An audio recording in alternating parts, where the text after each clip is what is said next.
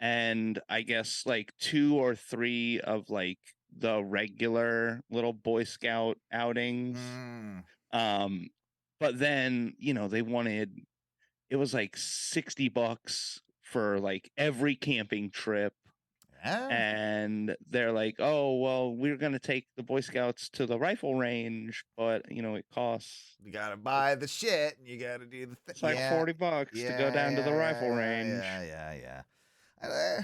I mean, it's probably worth it. It's not like you were doing any other like were your parents paying for any other extracurriculars? Like were you I don't Not for me. no, you don't apart I know you had robot club and stuff, but that was about the Uh-huh. only extracurricular you really ever did, right? No, in elementary school, I did FPS, future problem solvers. Yeah. It Okay. was just like you remember like Odyssey of the Mind? It was basically like a No. different version of that. I was not privy to any of these because I was probably too smart for those programs.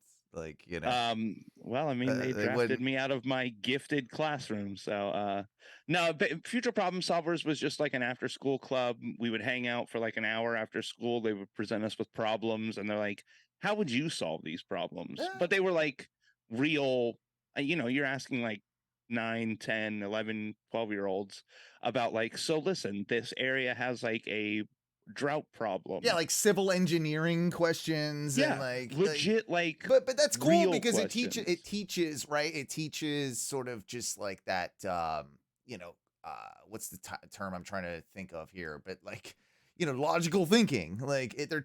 teaching very, It was a lot of critical useful skills, thinking critical and thinking. That's what I was yeah. thinking. Yeah, yeah, yeah. No, Um, I actually, man, if I had a kid, I'd make him be in there. I'd make him even if he was the dumb kid. I'd be like, you go and you listen and you listen to the dude, smart kids solve the problems, and then maybe one day you can solve a problem too. not gonna lie, there were like half the team was basically me and a couple of the other kids who I was in gifted with, and like kids in gifted, and then the other half was just like regular kids. So they'd ask questions and like, how would you solve the irrigation, like the water like issues in this semi-arid climate? And they're like, well, I guess we could just put sprinklers up.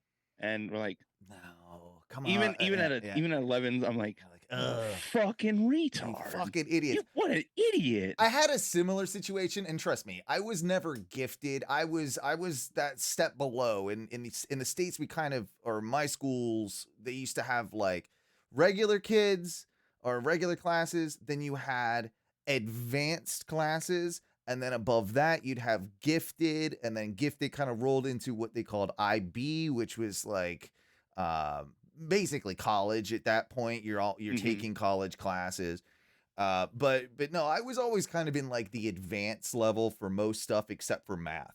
But I was, a pretty damn good writer, and then, like I could always like string a sentence together, and I could talk, and I to get through. I was supposed to be in like an advanced English class, but I wanted to graduate a semester early. So, but to do that, I had to go to the regular high school to take the class there because they did half semesters, like whereas like their whole period system was different, right? So you could take a Hmm. class, you could take an English class and finish it in a semester, whereas I couldn't do that in my other in if I took the advanced one. So they threw me in the regular one, and it was, of course, like way too easy for me. And I'm just saying that maybe some of the people that we had group projects with, uh, I mean, I ended up just doing it because Hmm. it was just easier than not. You know what I mean? Like sometimes like Yeah. people are that dumb that you're Oh, just literally like, the entire reason they stuck me in gifted was I would finish my work in like in a heartbeat, and then I would start fucking with the other kids. I'm like, what are you doing? Like, are you? Oh, you're still doing the test? Oh, okay. Uh, and I'm just being a general nuisance, and they're like, they had to like investigate why I was being such a discipline problem, and they're like, oh. He's He's just smart. he's just Just too stick it. smart for these kids. Yeah, yeah, yeah. Yeah, just stick him in a new class full of only the smart kids, and we'll let them all mill about with each other. And that seemed to work for you? That did that I mean, I think it probably stunted me socially. Right. Yeah, I can see that. Initially, like it was hard to make friends, like make new friends. Um, but I mean, other than that, like gave me an awesome reading and writing vocabulary. Um, it made raising me, from what my mom says, unbearable Mhm. Mhm. Mhm. because I just fight, like not like physically. I would just want to argue everything.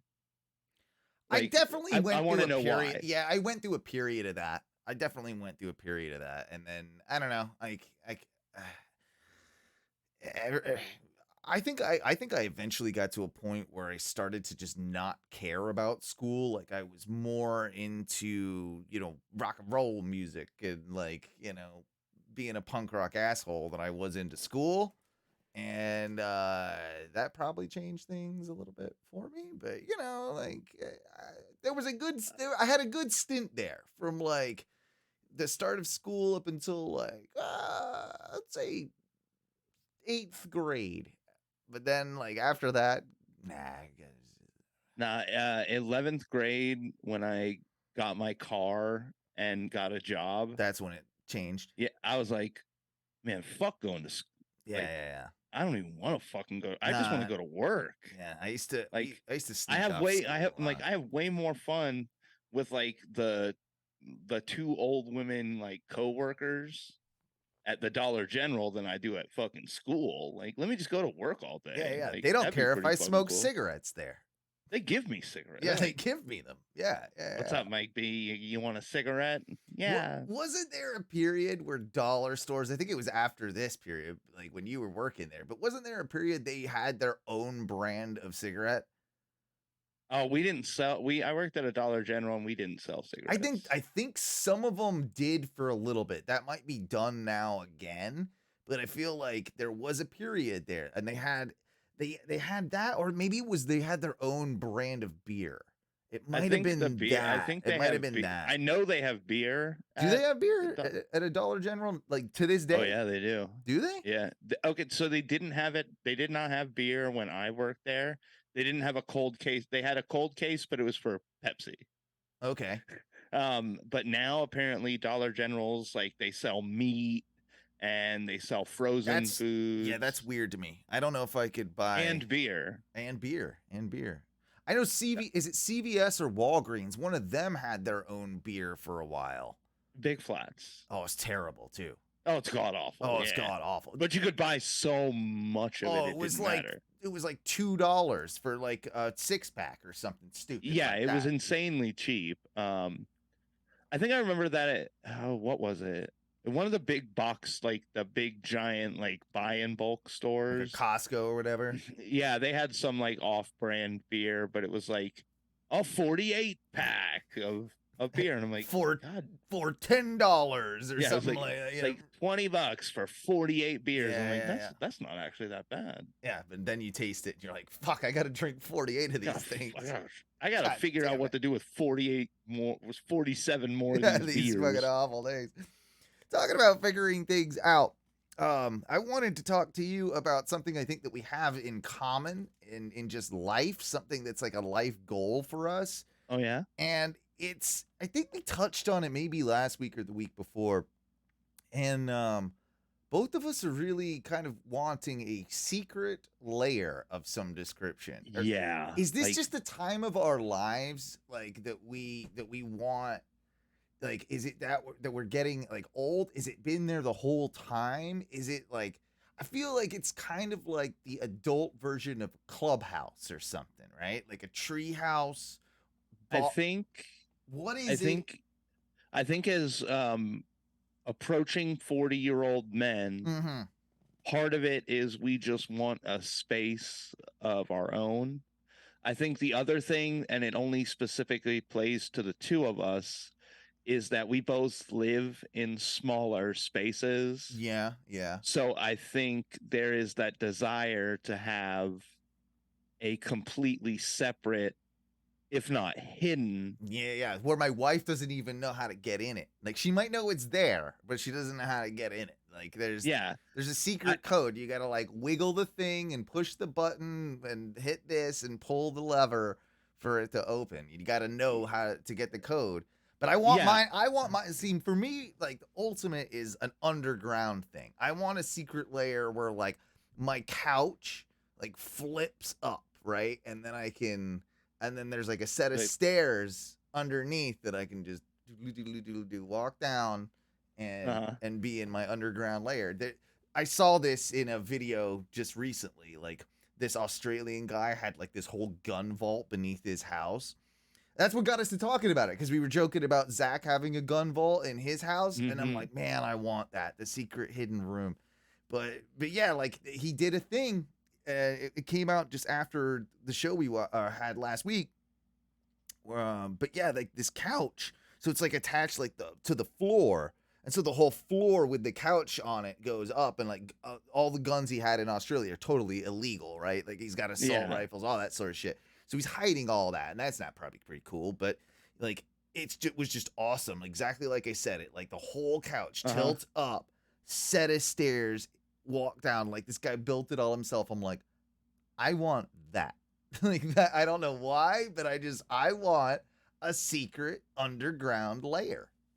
See, I feel like my ideal entrance would be like I would go, maybe I'd have like a regular like little tool shed, like a flimsy looking shitty tool shed, Yeah. but I would go in there and like kick one floorboard and then the Oh, and little then door would yeah. pop up and I would walk down like a little flight of stairs and then I've got Your basement type hangout, like underneath yeah, there. just a small underground hangout. I Like the feel like it size would of be my studio, like the size of this room. Just doesn't have to be big, yeah, just enough to like, yeah, you got a TV in there. You got like what are you doing down there? You got a TV in there. You it would got probably just be like the broadcasting studio, yeah, honestly. yeah. That's mostly what I would probably use You it gotta for is to just you gotta fuck bring around on people the in that. I don't want see that would be it somewhere else. I want this oh is no, I'm talking like my secret broadcasts. mm, from your Like underground bunker. yeah, the bunker broadcast, my Do, bunker let cast. me ask you this: do you ever do this? Like when I'm having trouble sleeping, I'm trying to fall asleep. I imagine myself sometimes in secret underground bunkers. Like I Oh, try and put myself in that place because I'm like, no one can get to you. You're in your I could mental sleep forever. sleep forever. Exactly. Yeah. Yeah. I Do you ever I do don't think stuff like that? no, usually when I'm like laying with my eyes closed, like trying to nod off, if I imagine anything, it's usually that like I'm just driving, but I'm driving away from like I'm not. Really? It's like I'm driving away, like Okay.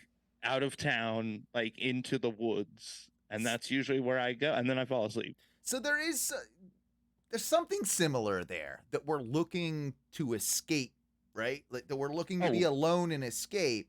I often think of like being in like that same sort of bunker, but it's like zombie apocalypse and like there's like craziness outside, but nothing can get to me.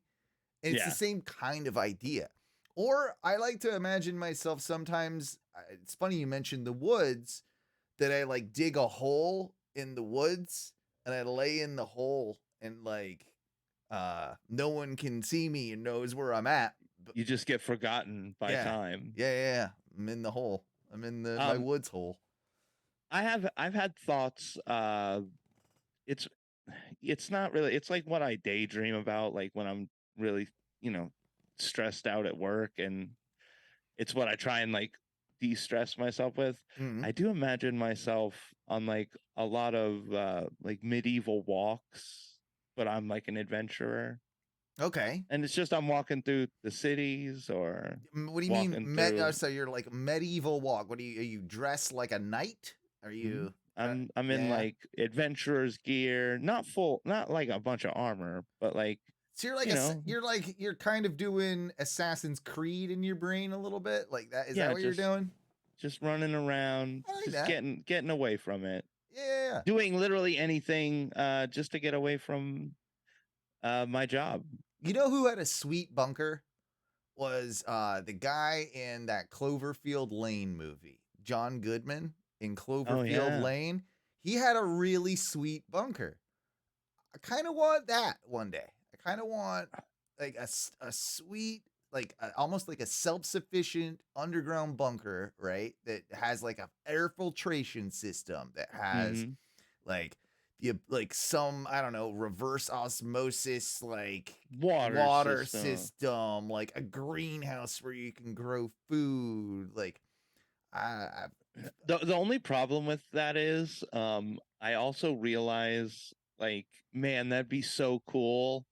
But I also realize I'm super lazy, and if I mm, had all of that like stuff down in the bunker, my life would just turn into like, okay, I gotta wake up, I gotta fucking water and feed all the hydroponic plants, yeah. and then I gotta go and refuel the generator today. Oh man, I gotta prep all my meals because if I run the stove every day, I'll run out of power You're and I'll not, what you're saying, die. what you're saying is you're not really built for the apocalyptic life. Like I am built for the raider style apocalypse life where I'm literally just chaos on the wind. I live my life stealing and yeah, murdering, and you're Mad I've Max. lost You're Mad myself. Maxing it. You're doing that life.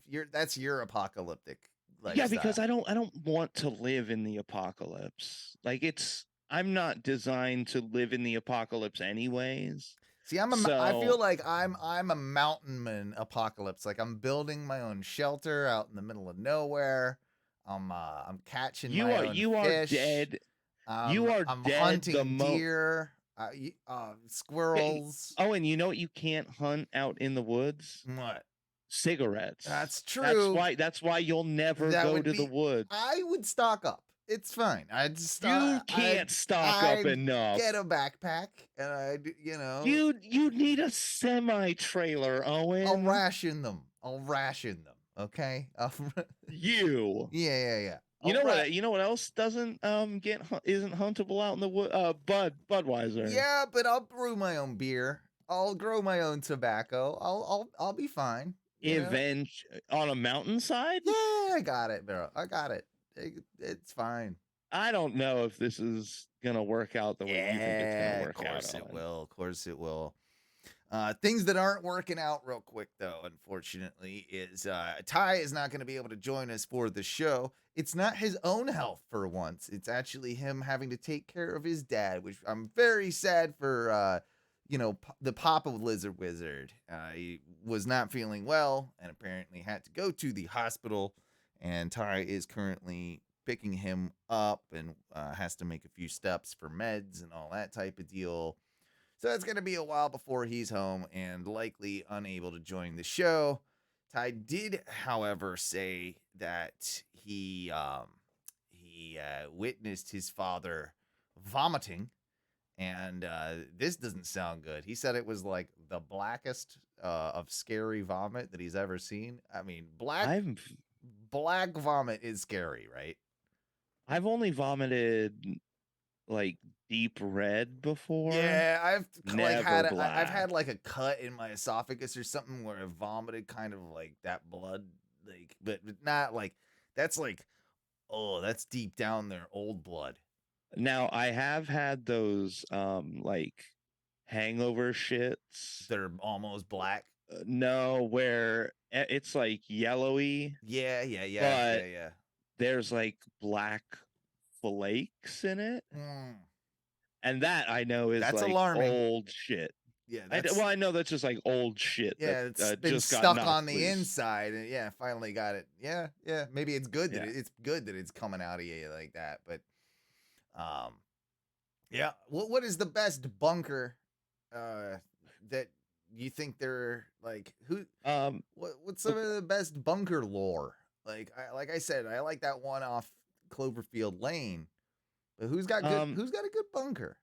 I mean, obviously the government's got some pretty good bunkers. Dude, I heard what I've always wanted. There's apparently some like decommissioned missile Yeah, silos yeah, yeah, yeah. Those are that cool. have like attached underground structure to them. Well, there's ones that they're converting. We've played them on the show before where they've Yeah, converted them into like full luxury apartment apocalyptic bunker type deals. I mean, those are I pretty want to live rad. in one of those. Those are, yeah, that's, but I don't want anybody there. I don't want it to be like, I want it Like just a to complex. be, yeah, I just want it to be me. Like, I don't need all the other people. You're like, part of- hey, Bill. yeah.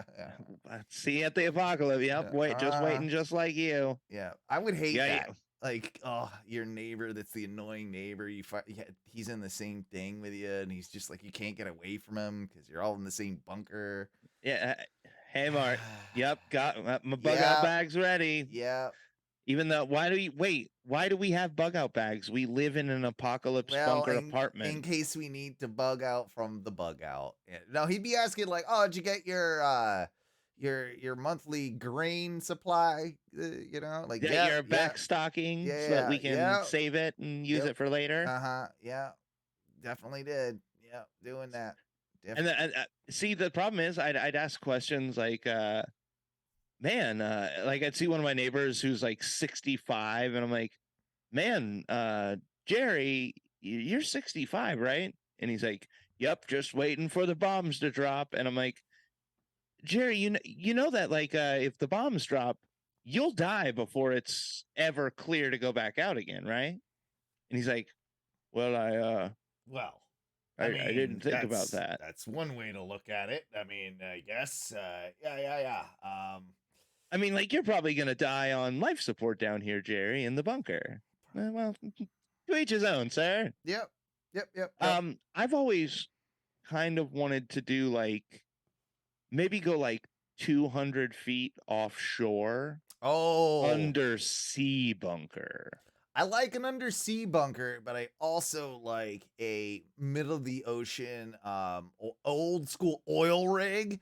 Rig hideout? Yeah, oil rig hideout is pretty fucking cool. Like, you heard old oil derrick hideout would be sweet. Yeah, like the guy that off the coast of the UK that did Sealand. We talked about him before on the show. Sealand guy.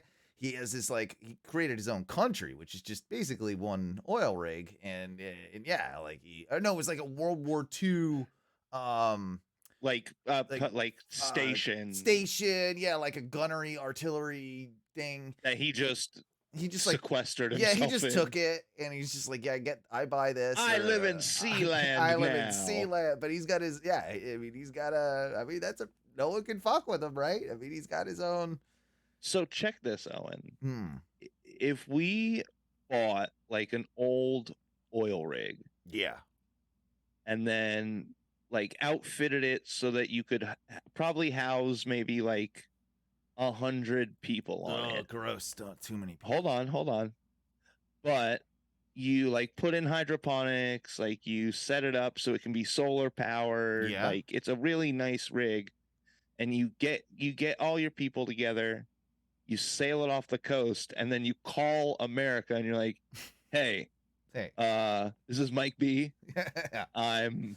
By the way, is this America on the other end? Is this America? Hello, this is America. Right? This is America. Hello, this is America. Well, this is the front desk of the White House. All right, pretty close. Yeah, good enough. You tell old Joe that Mike B is now the emperor. Yeah. Of Mike Beeland, or whatever you want to call it. What are you calling it? The nation of Burlero. Oh yeah. We live on this self-sufficient oil rig just off the coast of, and you could be like, and hey, we're not a hostile nation, but we expect you to fuck with me. We're open to trade, but only if it's good shit. And only if we come out on the better side. Yeah. Because we're a small nation and everything. Hey, send us stuff. Could you send us stuff too? Like that would be. You're a big admirer.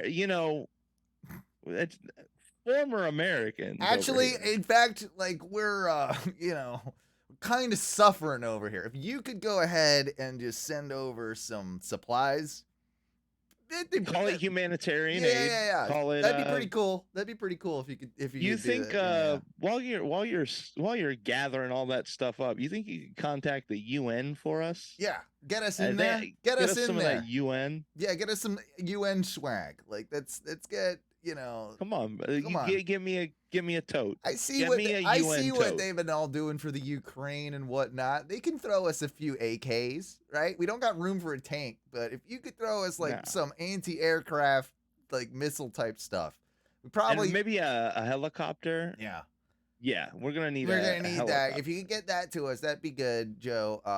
And then we'll you know what we'll do, you know, just for you, we're gonna not like the Chinese, and we'll shoot down balloons. We'll be your #1 balloon shooter. Like that's what Yeah. you need. Like we'll take the heat if you know. Like we'll. You can blame us. You can like, blame us.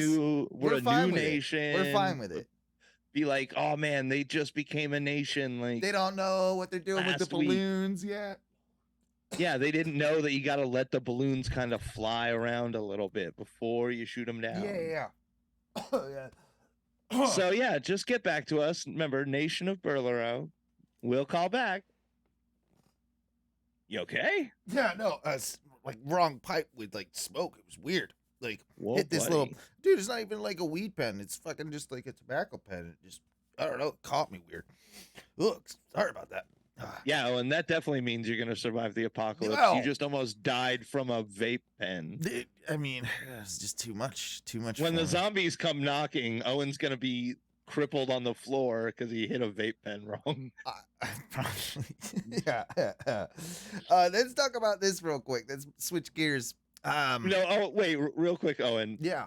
When the nation, whoever invaded us and dropped all the bombs, when they finally take over after it It was clears away. Greece, by the way. Greece was Greece did it? definitely Greece. So when all the Grecians roll Mm. through America and they find you in your cabin, you didn't like mercy gunshot yourself. You like hacked up a lung with a vape pen. You died you died lonely, gasping for breath. Unceremoniously. Yeah. Oh, so, and not to mention, Owen, you did poop yourself. Yeah. Like, oh, that's pretty bad. Oh yeah, that'll happen with me. That'll happen. Yeah. I will die in a pool of feces. I'm pretty confident of that. Like, Oh, so confident. yeah, I'm pretty confident of that one. We'd like to talk about different, kinks on this show from time to time. Oh. And I guess let's get a little kinky over here. Oh. All right. I'm vanilla, so Yeah. this might be too kinky for me. I'm not saying these are. I mean, we've discussed our types of, kinks in the past, but it's not what I'm getting into on this particular show. No. This is a new kink that has, popped up in the last couple of years, apparently. Ooh, a new kink. Yep. Is it double anal? It's Triple that's anal? that's child's play compared to this. Child's play, sir. Child's Triple play. anal is nothing compared to whatever you're that's about to that's say. very milk toast in Good compared to this one. God. So they're saying that this could potentially it's got a huge rise in popularity, and they're saying that it could actually be one of the next like sexual health crisis because a lot of people don't understand that this particular act can in fact transfer STDs, including the herpes HIV virus, apparently, and there's not enough studies yet. They don't even know. It's so new. This act, they don't even know. Hold on, Owen.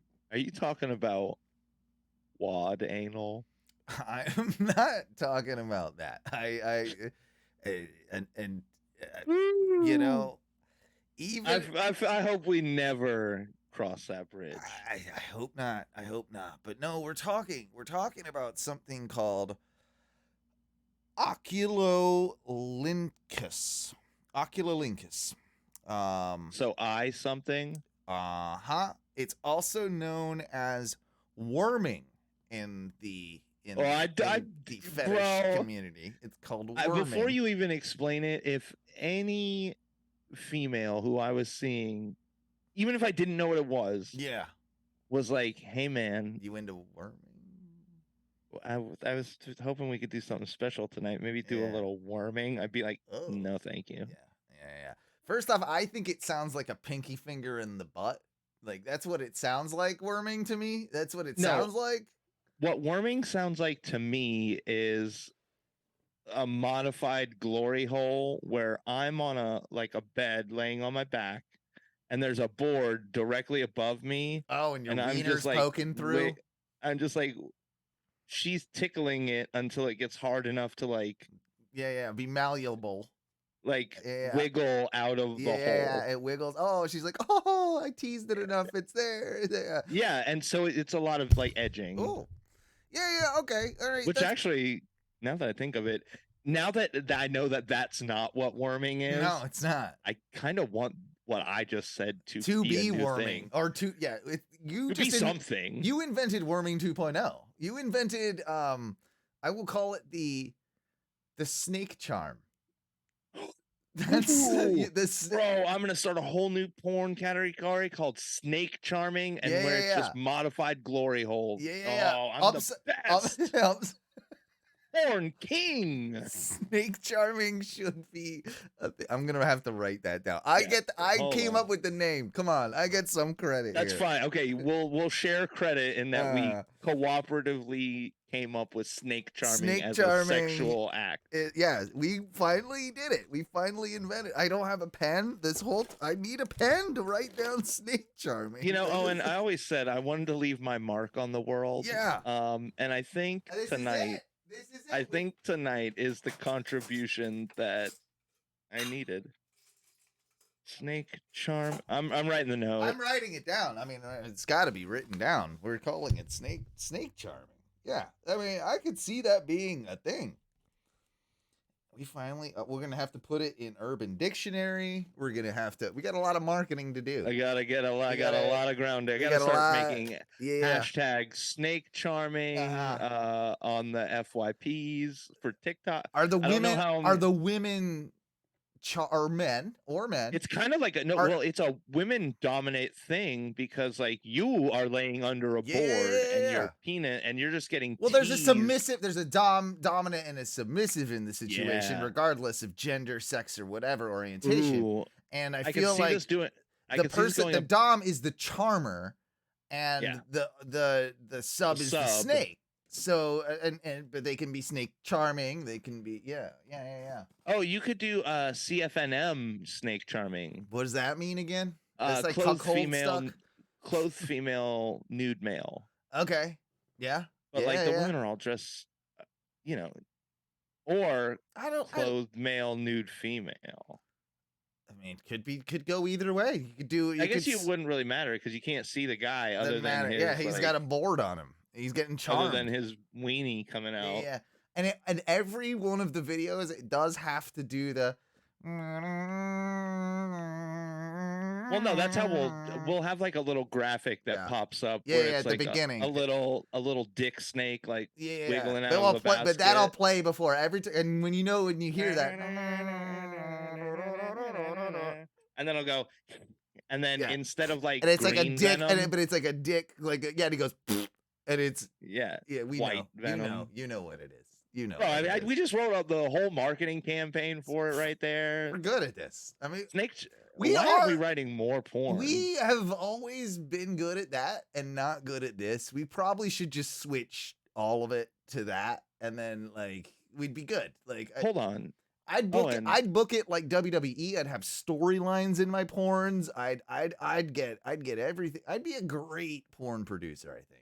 Wait, so what if, and I'm mailing this to myself, to anyone who's hearing and listening live. I've already mailed this idea to myself. What if we did a whole podcast where literally every week we'd go to Pornhub, just pick 3 porns over 5 minutes, and then just do play-by-play. And do an hour podcast, and we just start because there's infinite. There is. infinite I content. feel like we couldn't obviously show it on a Twitch stream. We'd have to do this like maybe But on a but we could just literally write the title that's on yeah, Pornhub. yeah, People and could everybody could, literally watch it along and with it, us. yeah, I feel like this might be good Patreon content. Maybe we'll do Well, we're gonna be fucking. This is porn reviews. millionaire shit. Yeah, this is a Millionaire good shit. idea. It's a good idea. And I haven't even told you what worming is yet. Yeah. What is actual warming? Actual worming is this incredible fetish for, of course, one's eyes, but the worming thing, it seems like the real wormers out there, what they're doing, Mike, is Worm purists. they're either getting licked or licking an eyeball. And that's what's That getting them to bust. is what the thing is. They like licking eyeballs, which if you think about it, the human mouth is one of the grossest parts of our bodies next to assholes, genitals, and feet, right? And then it goes to mouth. It's tons of bacteria we eat there, right? It's an extremely input hole. wet. Yeah. Yeah, it's a wet hole that exists in your mouth. Exactly, right. So just that feels like there's going to be a lot of like pink eye scenarios going on, and pink eye is not just like doo-doo. Pink eye is just bacteria in the eye, whatever, right? So I feel like conjunctivitis is just going to go through the roof, fucking window, bro. And if you can get, wait, you said they can catch the herp? They can get the herp, and I think eye herp, and I think you can get eye AIDS. I think you can get eye AIDS. Like they're saying that it might be possible through the fluid transition. My eyes won't have no immune system. I mean, I think you'd have to have like a cut on your tongue, right? So there would have to be blood if it's like AIDS or whatever, or HIV. Because you can kiss it, but it has to be blood. It has to be like transmitted there. But I think if that blood were to get in their eye, then I think you got then you get eye AIDS. I had a girl who I dated for a while who liked to kiss my eyes. Oh, like, did she have this? She might have licked my eye, like not like my open eye though. Like you've been wormed, bro. You've been kind of wormed. You've been wormed without. And this was like a decade without plus. Your consent. Without your consent, I think you might have been. I didn't know. You've been. I mean, I was a pioneer of warming. It feels like it. Because I would let this girl just kiss all over my eyes. I've read a couple of different reports, but there's somebody here. Called Rose. Rose has experienced both having her eyeballs licked and licking other people's eyeballs. Which does she say gets her rocks off more? Well, she admits that finding people who are entirely aligned with her eye-specific fantasies are few and far between. I've yet to meet someone who actually gets off on any sort of eye play. The closest is a partner who enjoyed licking tears from my face. That was pretty. That's a weird power thing. That's so weird. Yeah, exactly. That's not worm related. No. That's power. Yeah, that's. She's like, that was pretty exciting, but he never went into the eye, which was a disappointment. But the little lick alone does provide Rosa with heightened sexual satisfaction. What? She describes it as full body sexual excitement with electricity pulsing through your body, before adding, it's not the explosion of an orgasm, but the tense building of pleasure. It's pretty wild. So, yeah. I just can't, I don't see me finding any pleasure in that. The act, this is coming from a doctor, the act of licking another's open eye or ocular linctus, involves a transfer of mucus and fluid between two people, says Sean McCafferty, MD, FACS, an eye specialist for Arizona Eye Consultants and associate clinical professor at the University of Arizona. STDs can be transferred, such as HIV, gonorrhea, chlamydia, syphilis, warts, and probably the most likely herpes simplex, or HSV. So yeah, you can probably get general eye warts, Ew. eye Bro, syphilis, eye warts, eye so I think chlamydia, eye okay. crab. What about eye crabs? Bro, I mean there's already like little like lice that like live in your eyelashes and your eyebrows and shit like that. Yeah, that's true. But bro, having like eye crabs, that's fucking disgusting. That's pretty fucking disgusting. I thought it was worth mentioning, though. I thought it was worth mentioning, seeing as though that, this is like a new kind of phenomenon, and there's a lot Uh, of stuff going on with the eyeballs. People are into eyeball licking. Also, I think it involves because like eye fetishism is like another term for it, but that's more like dicks all up like run, like right up on the eyes. like yeah, just like blah, blah, blah, like Uh, I will admit that you know, not so much with my wife because well, you she's can't not cross down with certain it. boundaries, I mean, yeah. But I did have a thing with a girl where I like to get like right up at her eye Okay, and like she could close it. I didn't really care, right, but right, like right. So just busting right on her So eye. maybe you are kind of you have been wormed, but I feel like you've been a bit of a wormer yourself in the past unintentionally. Maybe you have more in connection with this eye fetishism and worming than you knew that you did. I mean, maybe I'm a bigger part of this community than I ever thought or wanted to be. Maybe it's like a new hobby A for new you. a new part of myself. Maybe yeah, you never knew it, but Yeah. well, you're both. I would also say, as the co-inventor of snake charming, that Yeah. you might be just a bit of a pervert. Just I'll wear that mantle Yeah, proudly. yeah, Oh, and I did while we're talking about things that are kind of offensive to the eyes, yeah. Hmm. um, I wanted to talk to you about something that's been a little crazy as seen through my eyes. Go ahead. So I started a new job, a second job, 2 nights a week, Yeah. working for a buddy of mine at this little fancy micro kitchen in a food hall over on on Virginia. Still going pretty good. Oh yeah, it's great. They love me. They see that I work really hard, and while I don't exactly know all the skill stuff they need, I'm down to learn, and I learn pretty well. That's So, great. um, there is I asked because I was seeing. Oh, I work at night, and it's kind of like a swanky spot. But we have a lot of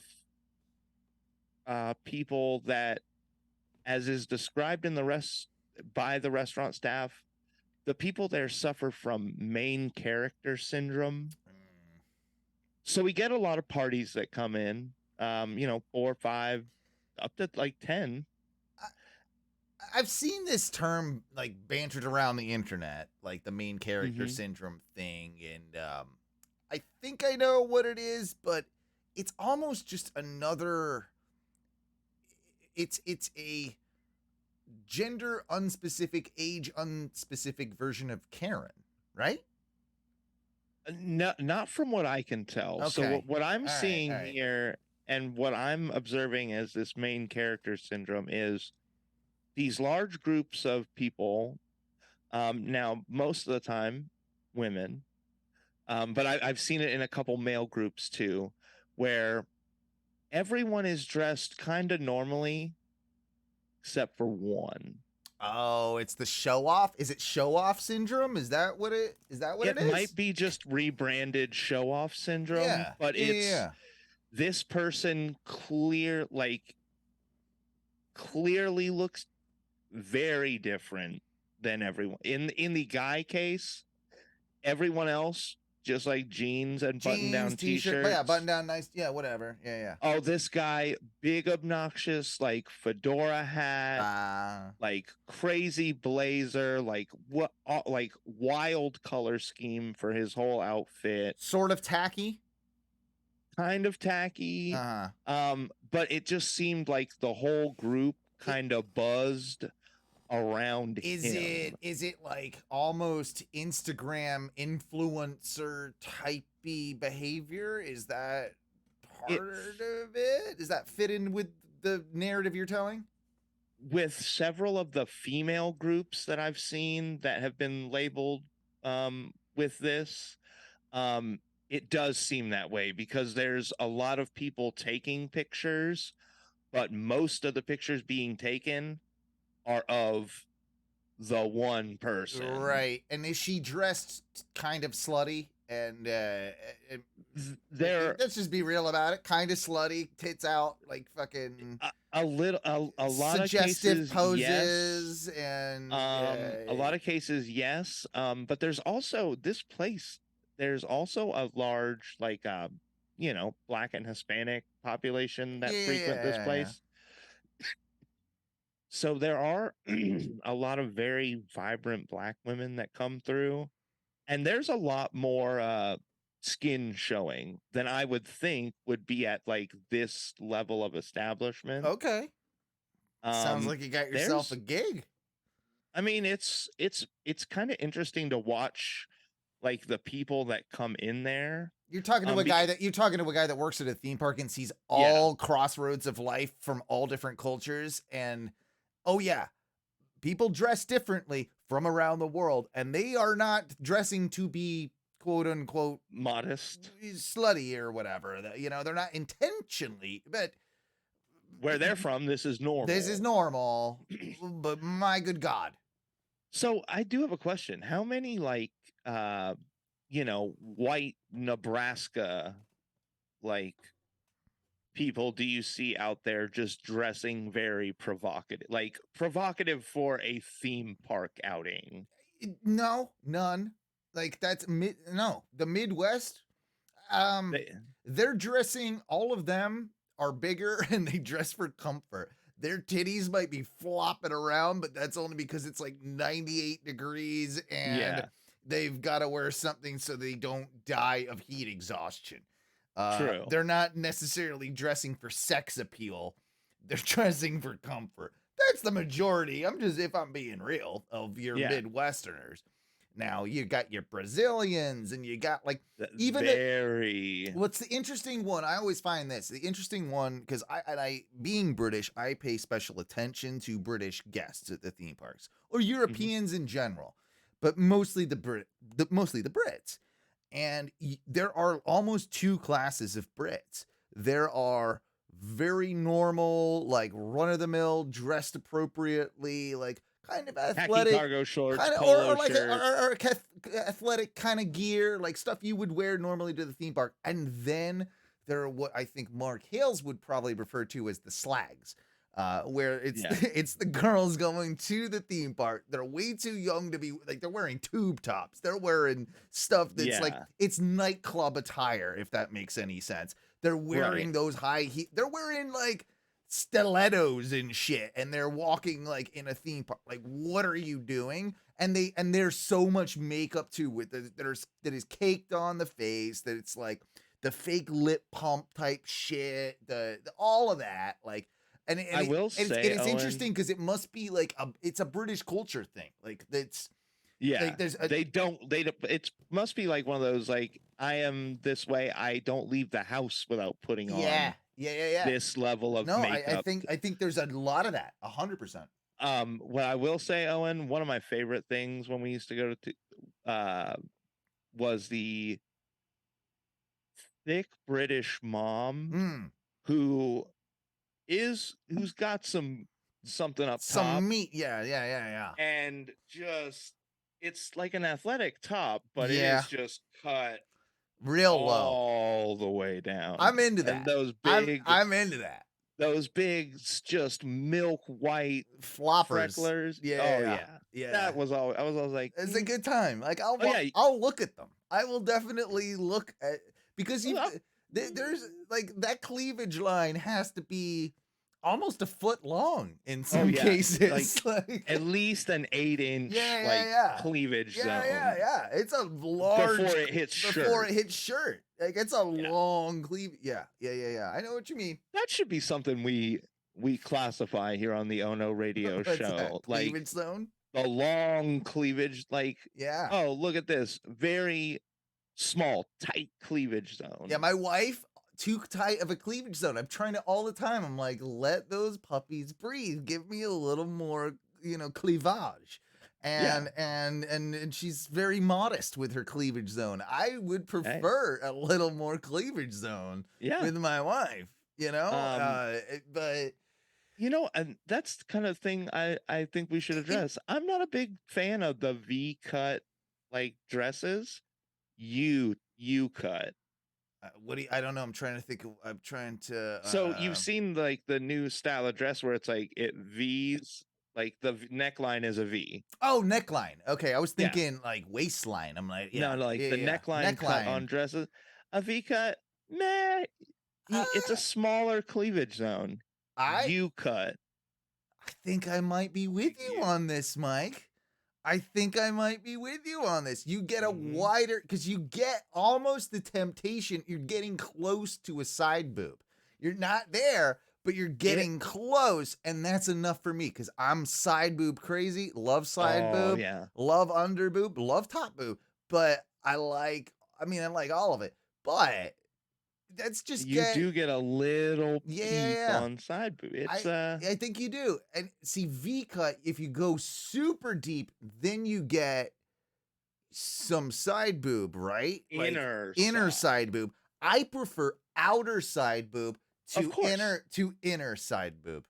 I'm with you. I outer side boob Yeah, is the that's the superior and that's side it's boob. the superior side boob. We Now, need to invent unless dresses that need to come like around like sleeveless dresses, and they come in around the outer side boob, tailor Oh, in around that we get a little, that action. That's what I think we need to get in going on. I'm with you. I think, hey, no, Norm's out there with the our friend Norm in the chat Was with the he? anglerfish, Oh, he's angling. reminding us of the Man.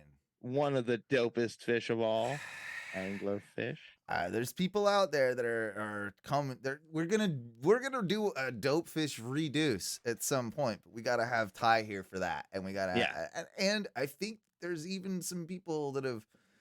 They're kind of.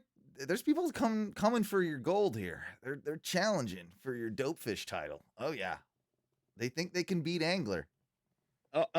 Owen, I wish there was a way that I could just punch it so that it would just be me, just straight to the Twitch feed for a second. Uh-huh. But I want to look at you people on the Twitch feed, and I want you to know, any day, anytime, you want to run up on me for dope fish, be ready.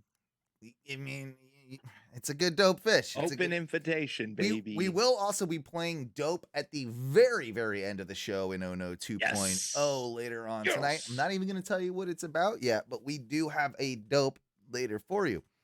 But what I did want to talk about before we get to that, before we even go to break, is that, Mike, there's so much going on in the world today. We've got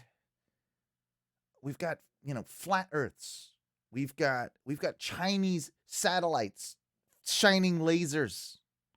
We've got spy balloons flying all over. And so it's conspiracy season here on the radio show. And that brings us to this week's sort of this big thing.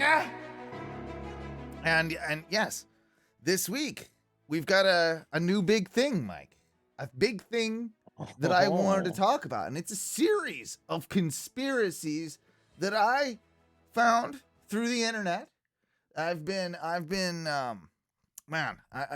deep diving into this one because I've always been obsessed with, like kind of fan theories, fan fictions on, you hear them all the time about like Yeah. Toy Story and Disney and Pixar movies, and so I wanted to kind of find some ones that I was just like, there's so many out there. Let's do stuff that's, projects and things people have never heard. Like these are the more, Right. outside the box ones. You've seen the list that I presented to you. Oh yeah. Have you heard of most of them, any of them, or all of them? Okay. I've definitely heard of several of these. You know, the Ferris Bueller. I've definitely heard that one. Okay, well let's do all the ones that you've heard of first, and then we'll get Yeah. into the other ones, right? So what's the first one? Oh, The Ferris Bueller one. Yeah, the Ferris Bueller one. yeah. That this was all just something that happened. Although I heard it as like Cameron's dream.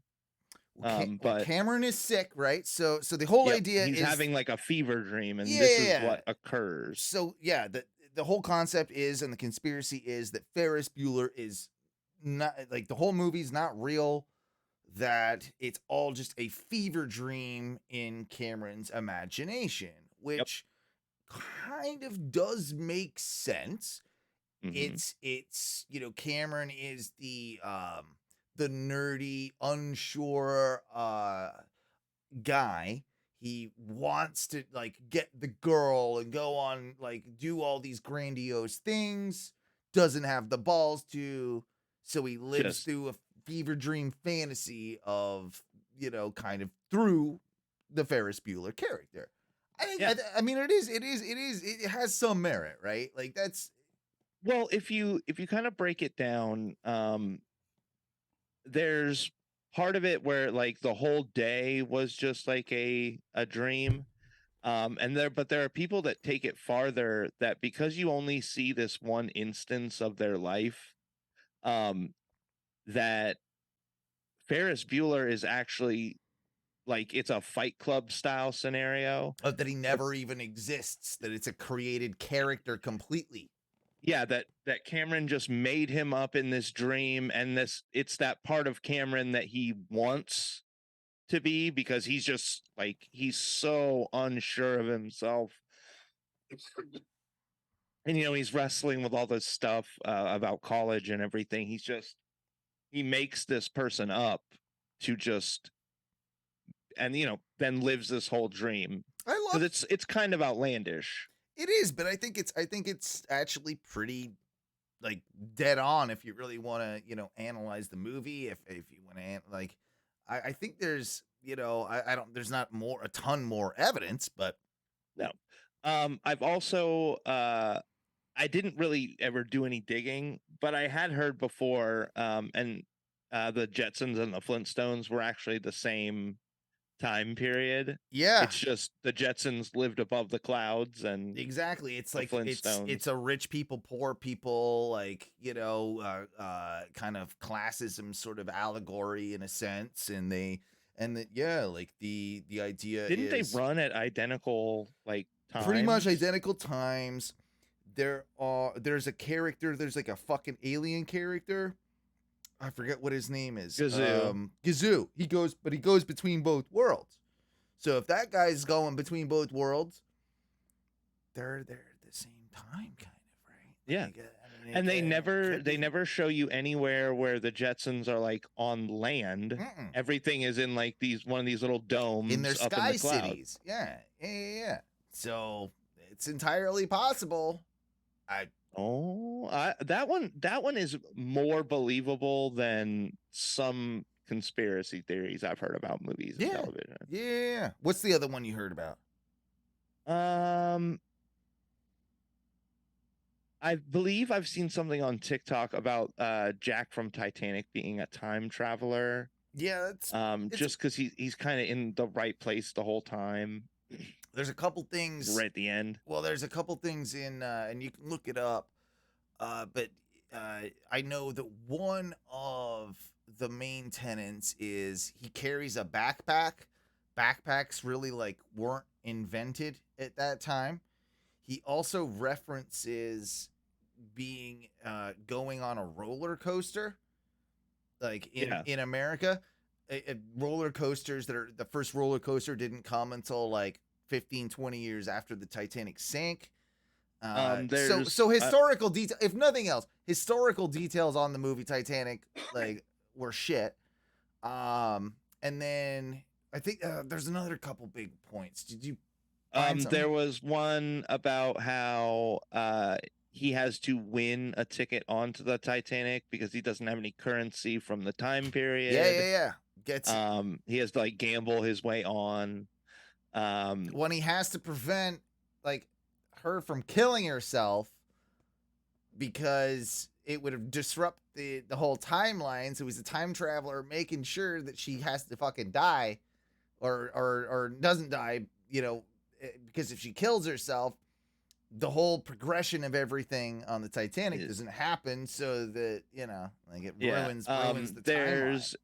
It says here Jack's hairstyle, cigarettes, and backpack were all also invented in the 30s and early 40s. Yeah, making nearly every aspect of his character representative of a man out of time. And I do think this is interesting. Like, I know we can always just say, "Oh, well, that was just bad research, bad movie historians not doing their job." But this is a James Cameron multi-million dollar like film. Interesting little things for them to have missed. You know what I'm saying? Like, it feels very. Some of it feels purposeful. Yeah, Jack mentions fishing on Lake Wissota, an artificial lake created in 1917. What you mentioned, he mentions riding a roller coaster at the Santa Monica Pier, which doesn't exist until 1916. Also, let's see. Yeah, basically he needs to stop her from committing suicide so that she could live past the Titanic. Yeah, that's it. That's the kind of general theory about it. It's pretty good though. I mean, I don't mind it. I don't mind it. Which one do you want to hear about? I can tell you. I can walk you through any of the other ones I threw on the list here. So oddly enough, Owen, this Titanic myth or the Titanic conspiracies run that in the Terminator world that I guess Rose from the Titanic is a bloodline. It runs the bloodline to Sarah Connor. Oh, all right. So that they have to do this time travel hooey so that Sarah Connor can defeat Skynet. Yeah. Oh wow, man, it goes deep. Oh yeah, I mean, James Cameron too. Yeah. It's all related. Yeah, and that's why they're saying it. They're like, it has to work that way. I kind of like it. I kind of like the idea. Which one are you going to get into next? All right. So I want to hear how Breaking Bad is a prequel for The Walking Dead. So this was from the earliest season of Walking Dead. First off, did you watch? Well, no, you know I enough. watched the original season of Walking Dead. I watched the first 2 seasons of Walking Dead, but I have never watched Breaking Bad. Never watched Breaking Bad, but at least you know that it's like about a guy and he creates meth and he creates this like super awesome meth. Because he's a chemist. He's a chemist guy, right? But it's blue. It's got this special blue color. So in the first season of Walking Dead, there is, of course, Daryl, that guy that rides the motorcycle and whatnot. His brother is Merle, who is like the scumbag drug dealer that kind of turns on him. They're like stuck on a roof at some point. Well, and Merle dies. He dies within that first season. It might be the end of it. I can't remember. Think that, yeah. But it's very heavily noted that this guy has created is selling this awful drug that is there's a line in there, something about like not turning people into zombies, but close enough, right? Like, yeah. And I think it was sort of around that time that all that bath salts shit was going on and whatnot. Right. So he eventually, Merle drops like the drugs and there's a big shot of the bag and it's full of blue meth. Oh, Walter White's signature meth. Also could have just been a little Easter egg because both shows were hot. One was like AMC was Walking Dead was coming up as Breaking Down was coming down for a landing, if you want to know what I mean. Like it was getting out. it was So finishing its it was series. finishing its series while Walking Dead was getting really popular and it was starting. So I think it could have been a little bit of that. Okay, And AMC both on the same network, like let's throw a little like, hinty tie in here. But right. interesting to think, like, what if Walter White's, meth is like the source of you know, the The zombie zombie apocalypse. apocalypse? I'd Like, believe it. It was good it's meth. good, so good. So, and it's Um, Bryan Cranston who fucking rules. He would have that sort of power. I love that guy, by the way. oh, he's great. I love it. Um, how did Kermit cause Okay, 9/11? you're gonna have to look this one up as well. This is the one I Okay. wanted to talk about the least because I knew this was gonna hit you hard, man. I know you're a Muppet guy. Oh wow, I barely got Kermit CAU, and it's like Kermit calls 9/11, and I'm Yeah, like, yeah, yeah. oh my god. I'm surprised you haven't heard of this one. This one's more. It's become like an internet meme, and there are tons of pictures of Kermit sipping like the Lipton iced tea ad, and behind him there's 9/11 going on. But there's more to it than that. It actually comes. Oh shit! I hit my microphone. There's actually a ton about this, and the origin is, let's see, I think it comes from a 2002 film, A Merry Muppet Christmas Movie. I have it right here. I can, yeah. Do you want to take over? Yeah, help me out. Yeah. So, in the 2002 TV film, Merry Muppet Christmas Movie, an angel shows Kermit what the world would be like if he had never been born. During that sequence, it shows Kermit in front of the Twin Towers, which otherwise do not exist in the film. It goes deeper than this, man. You got to keep going. You got to keep going with. So yeah, it keeps going.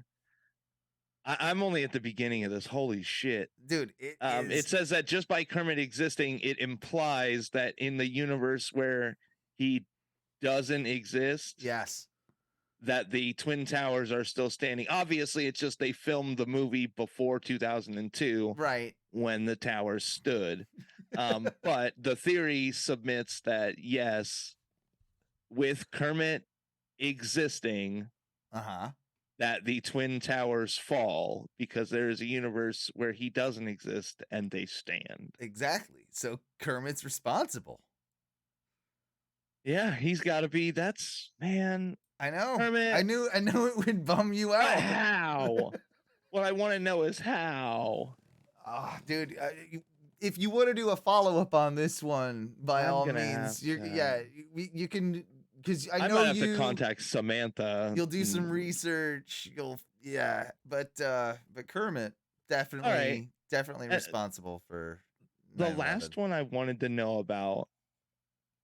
Dora the Explorer is visually impaired. How can she be an explorer if she's blind? You think about it, though. What does she do? You ever seen an episode? You ever seen any of it?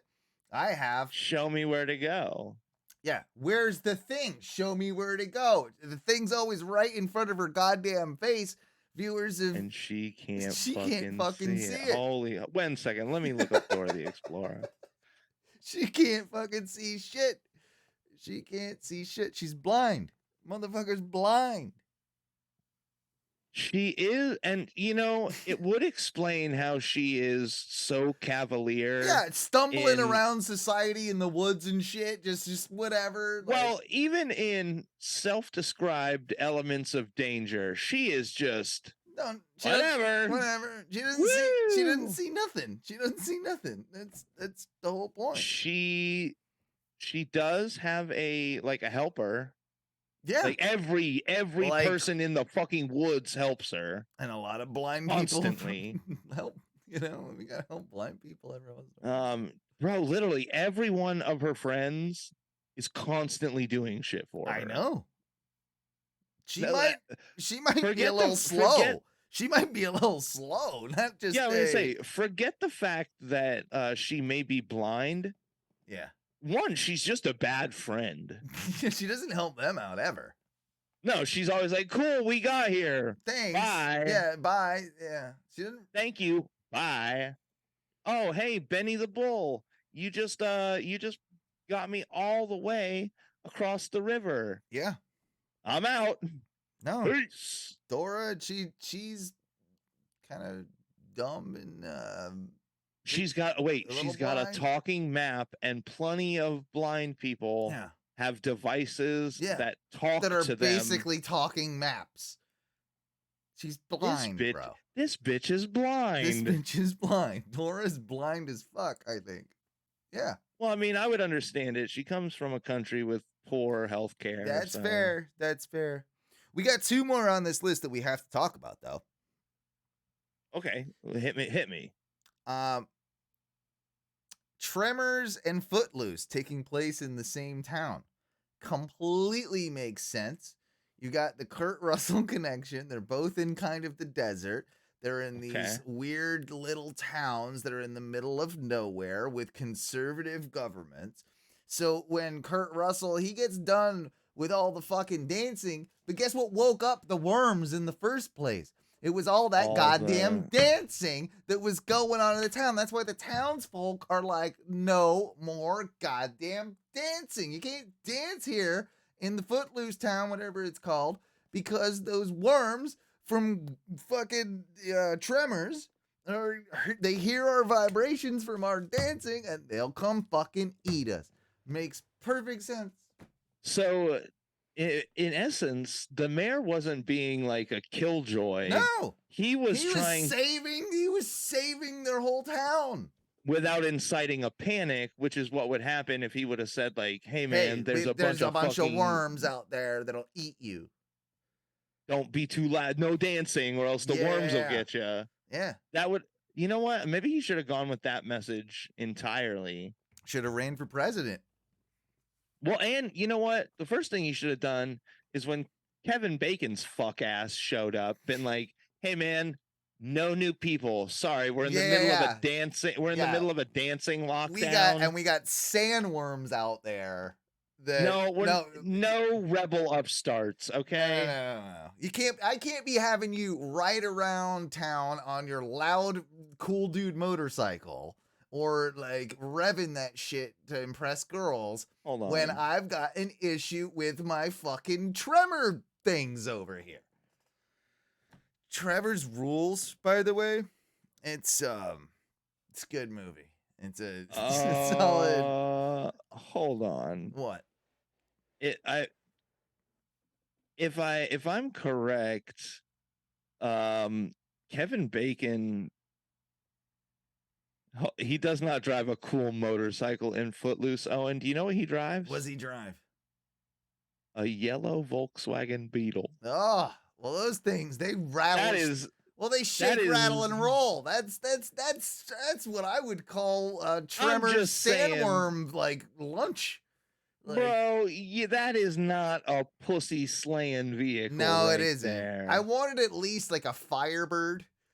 Sweet Pontiac, a Trans Am of some. Yeah, I saw a Pontiac Firebird in like pristine condition in my factory parking lot the other day. Black, white interior, gorgeous, dude. Like, oh my goodness. And I'm like, why is this part? It was that black with that, like, the gold striping, like the. Oh, dude, it looked fucking.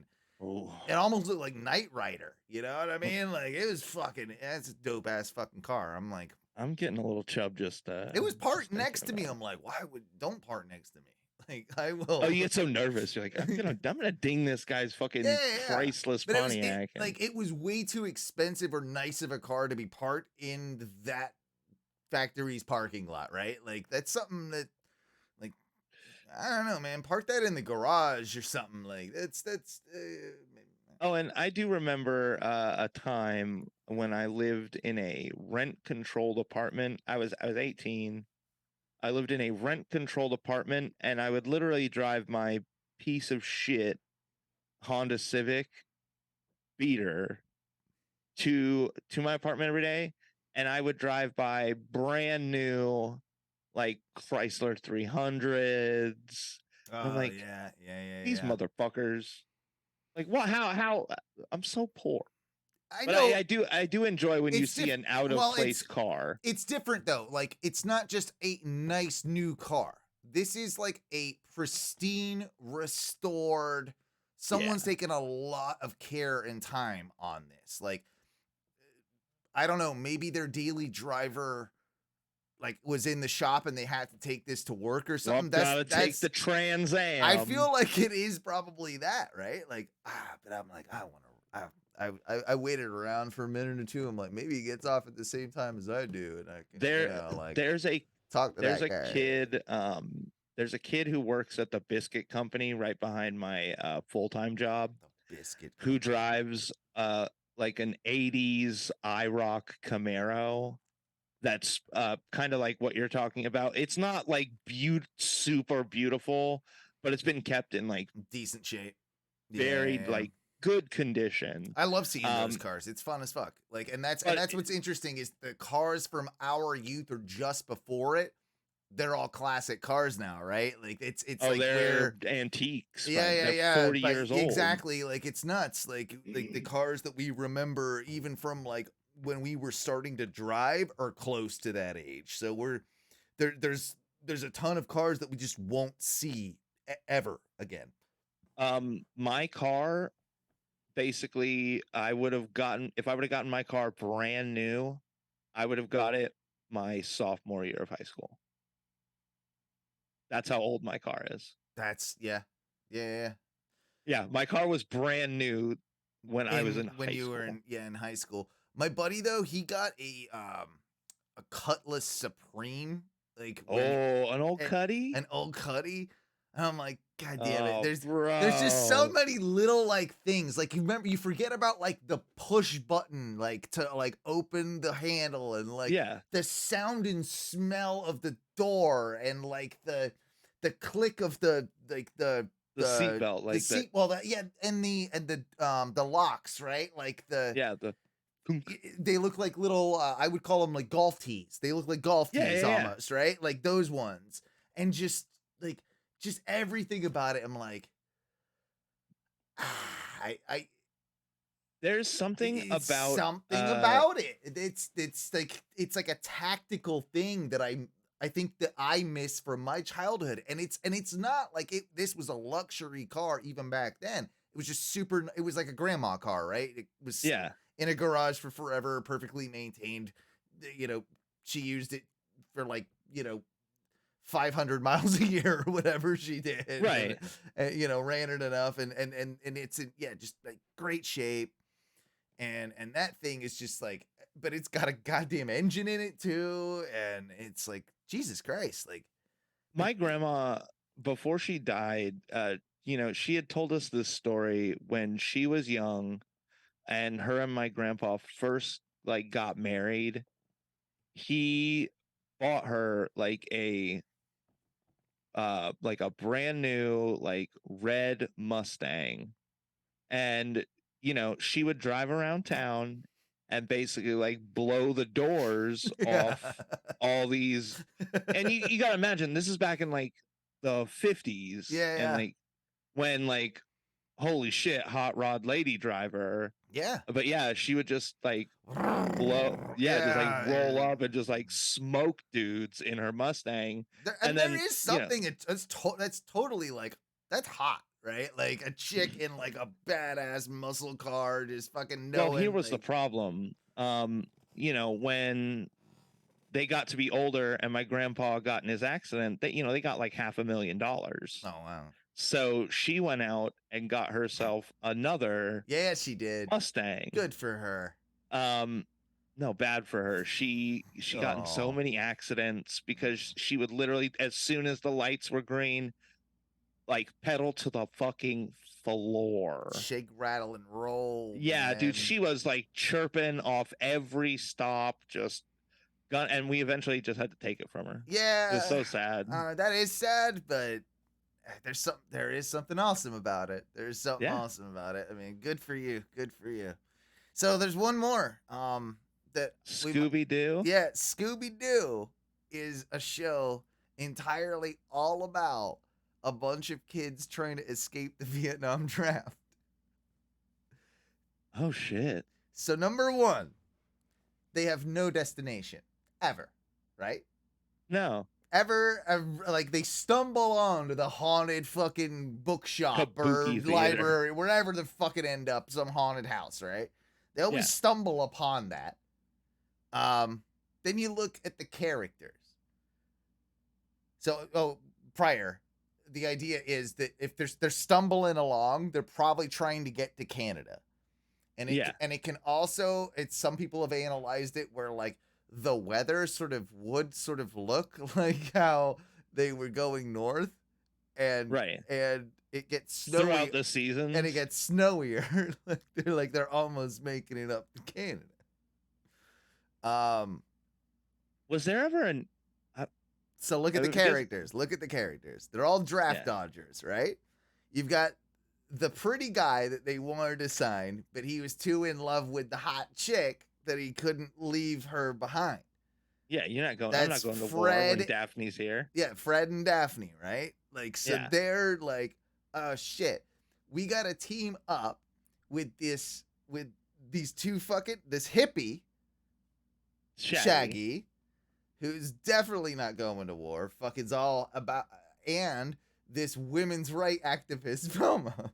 Yeah. And they've got a talking dog, and we're all gonna do drugs, and we're gonna go up to Canada. It's about dodging the goddamn war.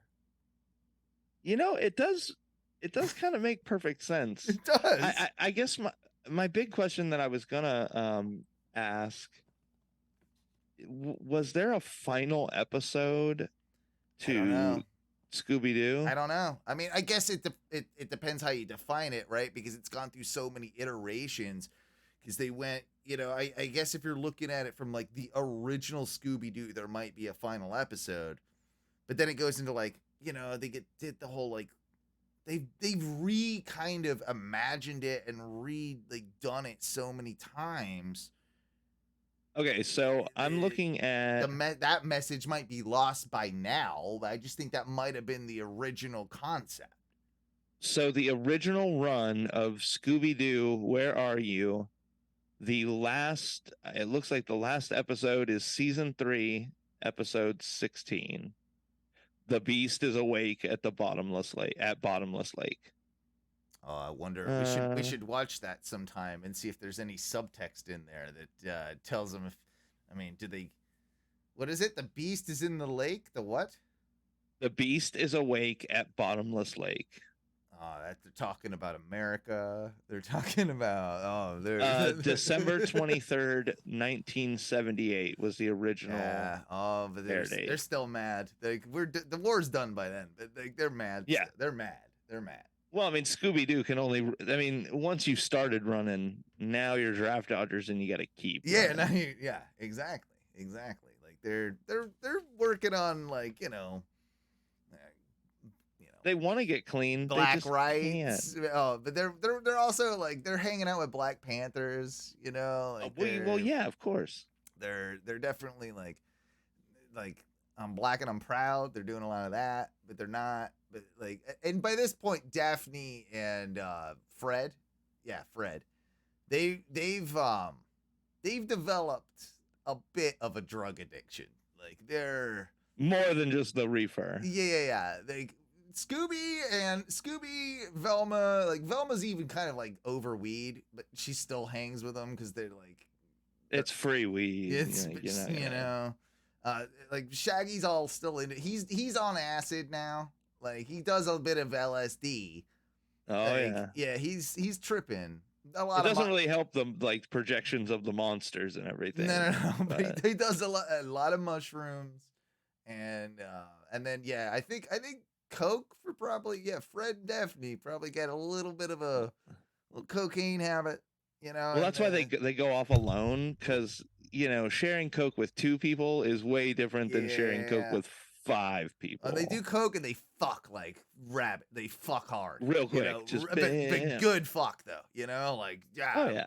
slap slap, one of them, and then they go back to, you know, And then Daphne licks Fred right on the eye. worms him good. Warms him, hot warming. He actually, Fred looks like he would be into snake charming. Oh yeah, of course. He Fred, wants to, yeah, he wants to be he's so dominating all the rest of his life. He yeah. sometimes just He wants to needs to be be a bit charmed. Like he needs to, he needs to be charmed sometimes. yeah. I need to call I'm calling Fairvilla directly after this show and being like, "Do I have an idea for you?" Oh God. Bro, imagine snake charming tables take over the porn market. I mean, there seems like there's money to be made here. There's something there. I don't know what it is, but there's something. We got to go to break though. We did a pretty long first segment. Woo. We will not be getting time for Ono 2.0, unfortunately, but that's just fine because me and Mikey will keep holding down the fort. We've got some clips in the second segment. Plenty more to discuss, even including at the end of the show, and another rousing game of dope. And plenty more to talk about. Like I said, you keep your snake charmed. And we will get back to you in just a few minutes. 407-906-6466. If you do want to call in, the phone lines will be open in that second segment. Give us a ringy ding ding if you feel like it. Those of you listening on the Twitch, stick around for just a few minutes. We'll call it, we'll call it 10:20. Then we'll start back up. That's 14 minutes from now. And we will be back for those of you on the podcast feeds. Well, you'll be back when I post the next goddamn episode, which will be on Sunday. So, yeah, it's Sunday. Mikey. Oh, yeah. Facebook.com/group/Ono Radio Show. Always forget that one. Join that group. It's a lot of fun. And we let you know when we're doing the show. Mikey, what do we say when we get out here for the first time? Oh, I do believe it is, fuck your dreams.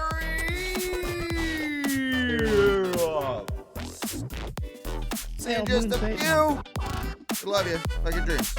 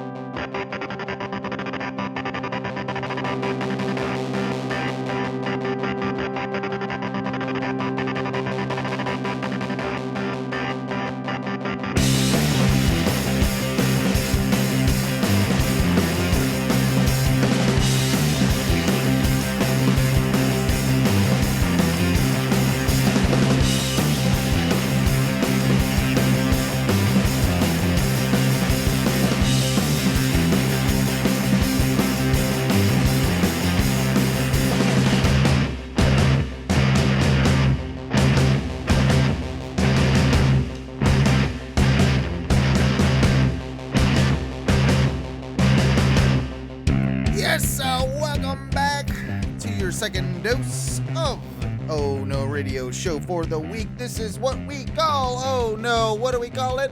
2.0.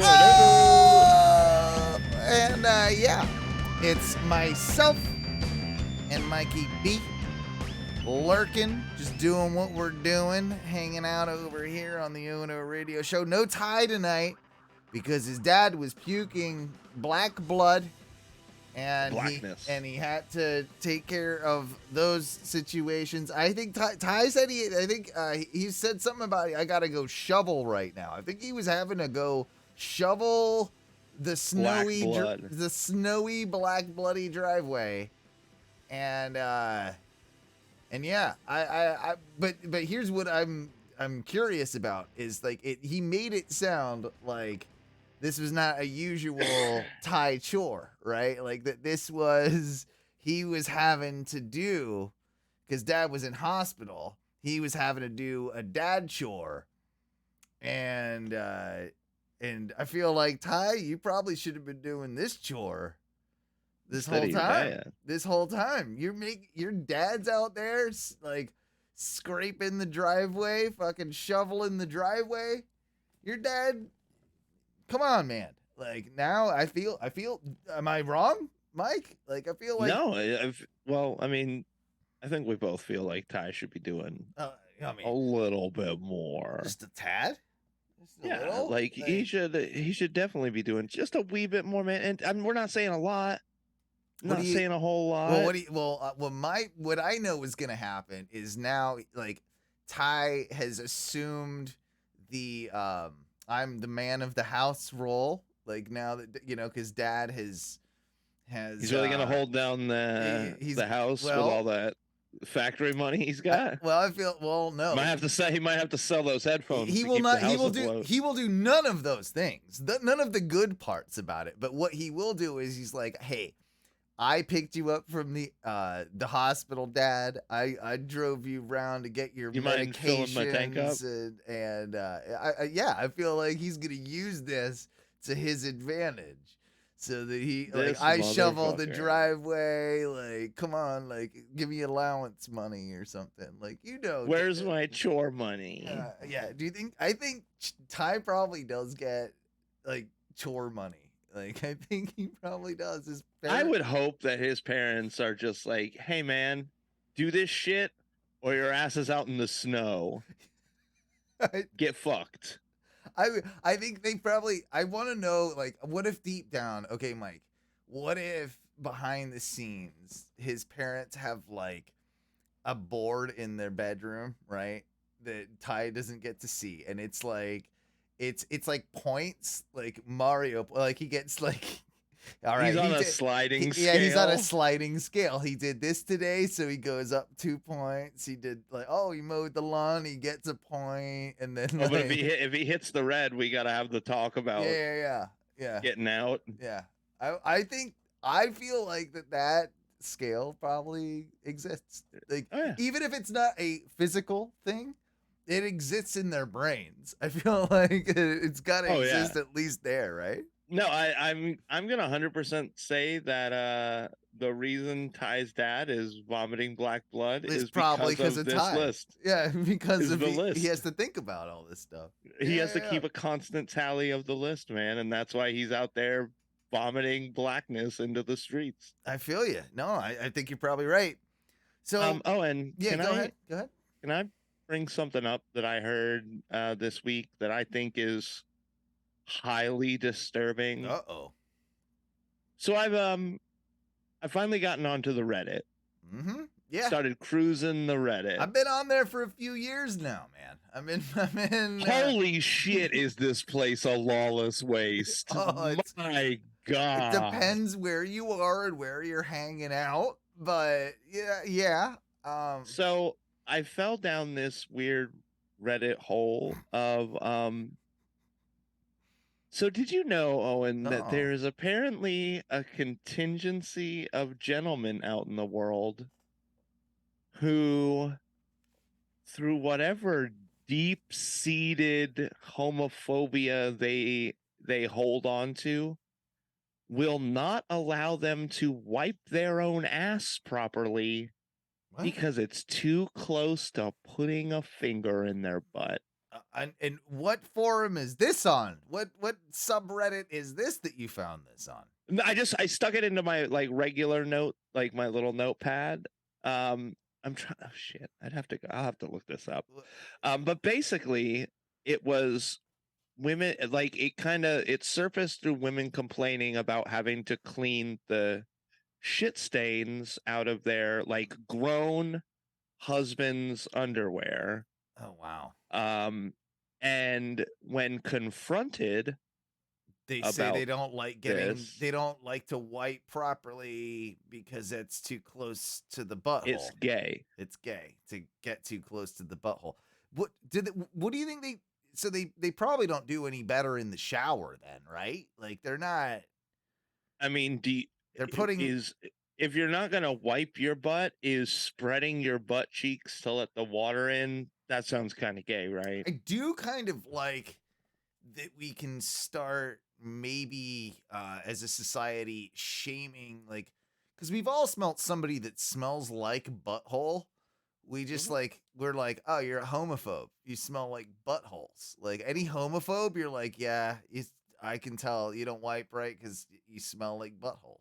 Yeah, you smell like a fresh asshole. Yeah, you, Yep, that's you're a homophobe. yeah, You don't yeah. like wiping your butt. Maybe that's a sign now. We can look out for that, you know? Like if a guy's around you, maybe he's acting a little like suspect as far as just like, okay, this guy's maybe not being super polite to this gay dude over here or something like that. And then you notice, oh wow. Like when he stands up at the bar or whatever, I You see feel a like I little. smell like yeah, I see a little something I think, and I feel I like I smell a smell little shit. I feel like I getting a smell whiff of the poo. a little shit smell.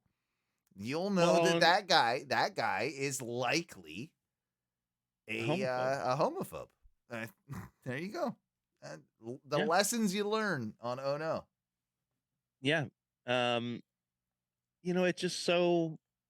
It's does someone can someone like maybe have we should put a PSA out for these guys and let them know like if your finger is going into your asshole Hmm. when you're wiping just too Yeah, aggressively. it's too much. You don't need to do that. You don't Yeah. need to wipe You this don't need to cross the aggressively. plane. You don't need to No, like go across that I threshold. mean, fly around the rim, Yeah, but do a Passover. do a Do a passover, but you don't need to necessarily go into the volcano. no. You know what I mean? Like, The helicopter ride shouldn't include a yeah, dip yeah, yeah. That's a really good into way the of putting it. That's if we had children, that's how we would explain it. Imagine a helicopter tour around a volcano. You're gonna do a do a little night, circle around it. You know, you may even like.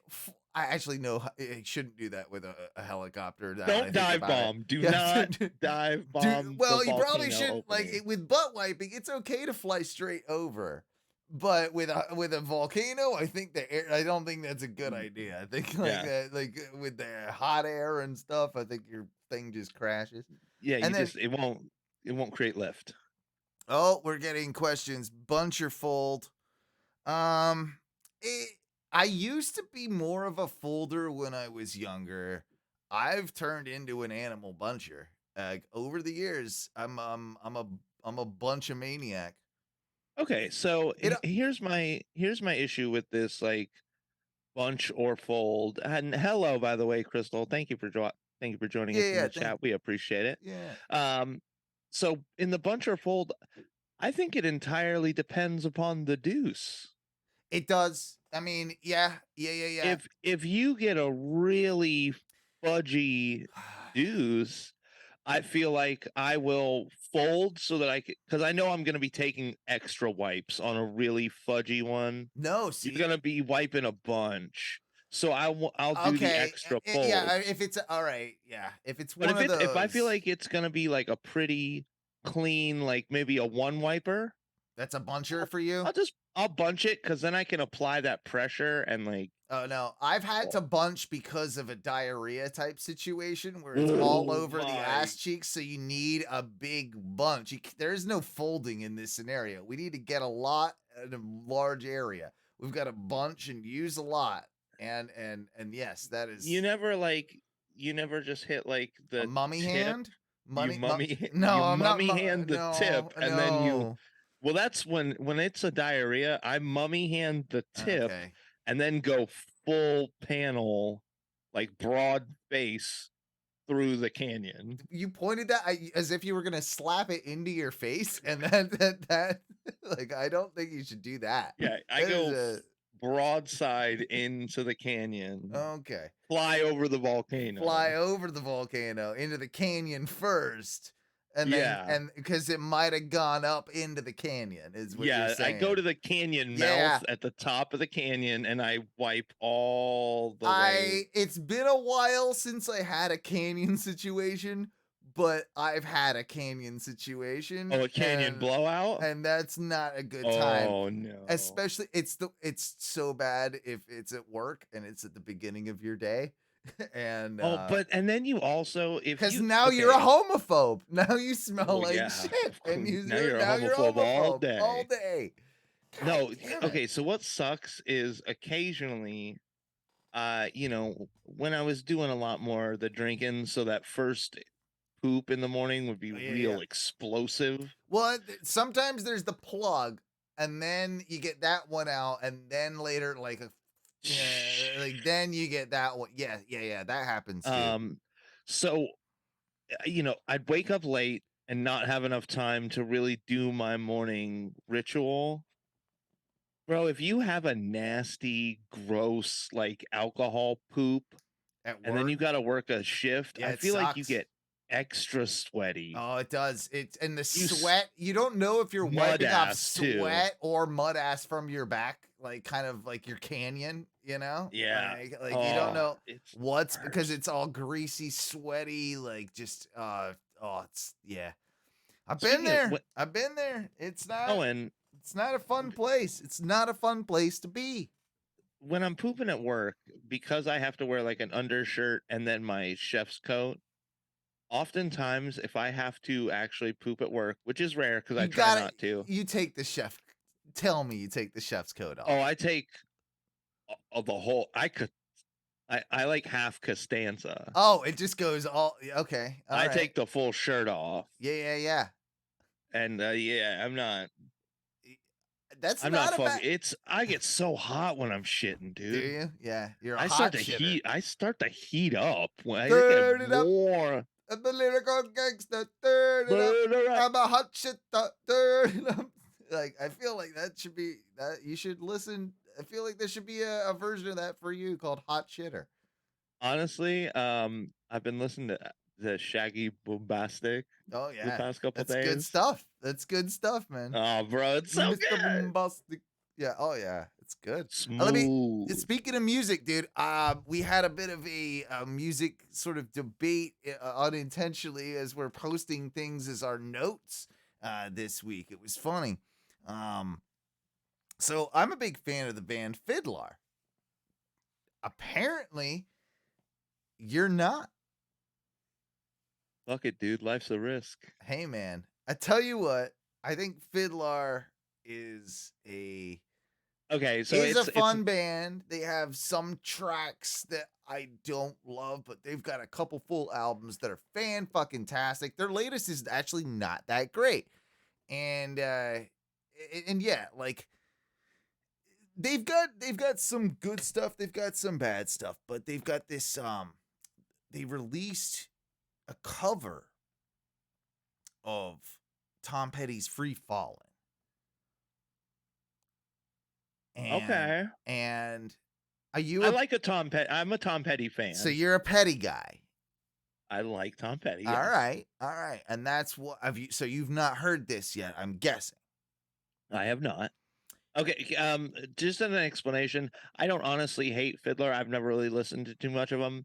I had a coworker who used to be mad crazy about Fiddler, They do have those. and They are one of those bands that do have that like over obsessive fan base. So yeah. so he went out and got a tattoo, but because his parents would have murdered him if he got a tattoo, he got a Fidlar tattoo On the bottom of his lip. on the inside of his Yeah, lip. yeah. And when he came and showed us, all of us have been kind of playing it off that we didn't know who Fidlar was.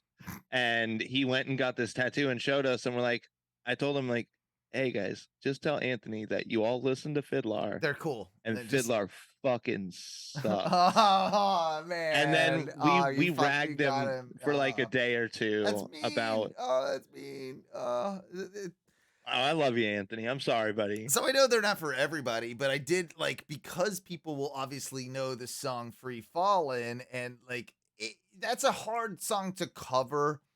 Make it somewhat different, make it somewhat cool without it just being a straightforward cover.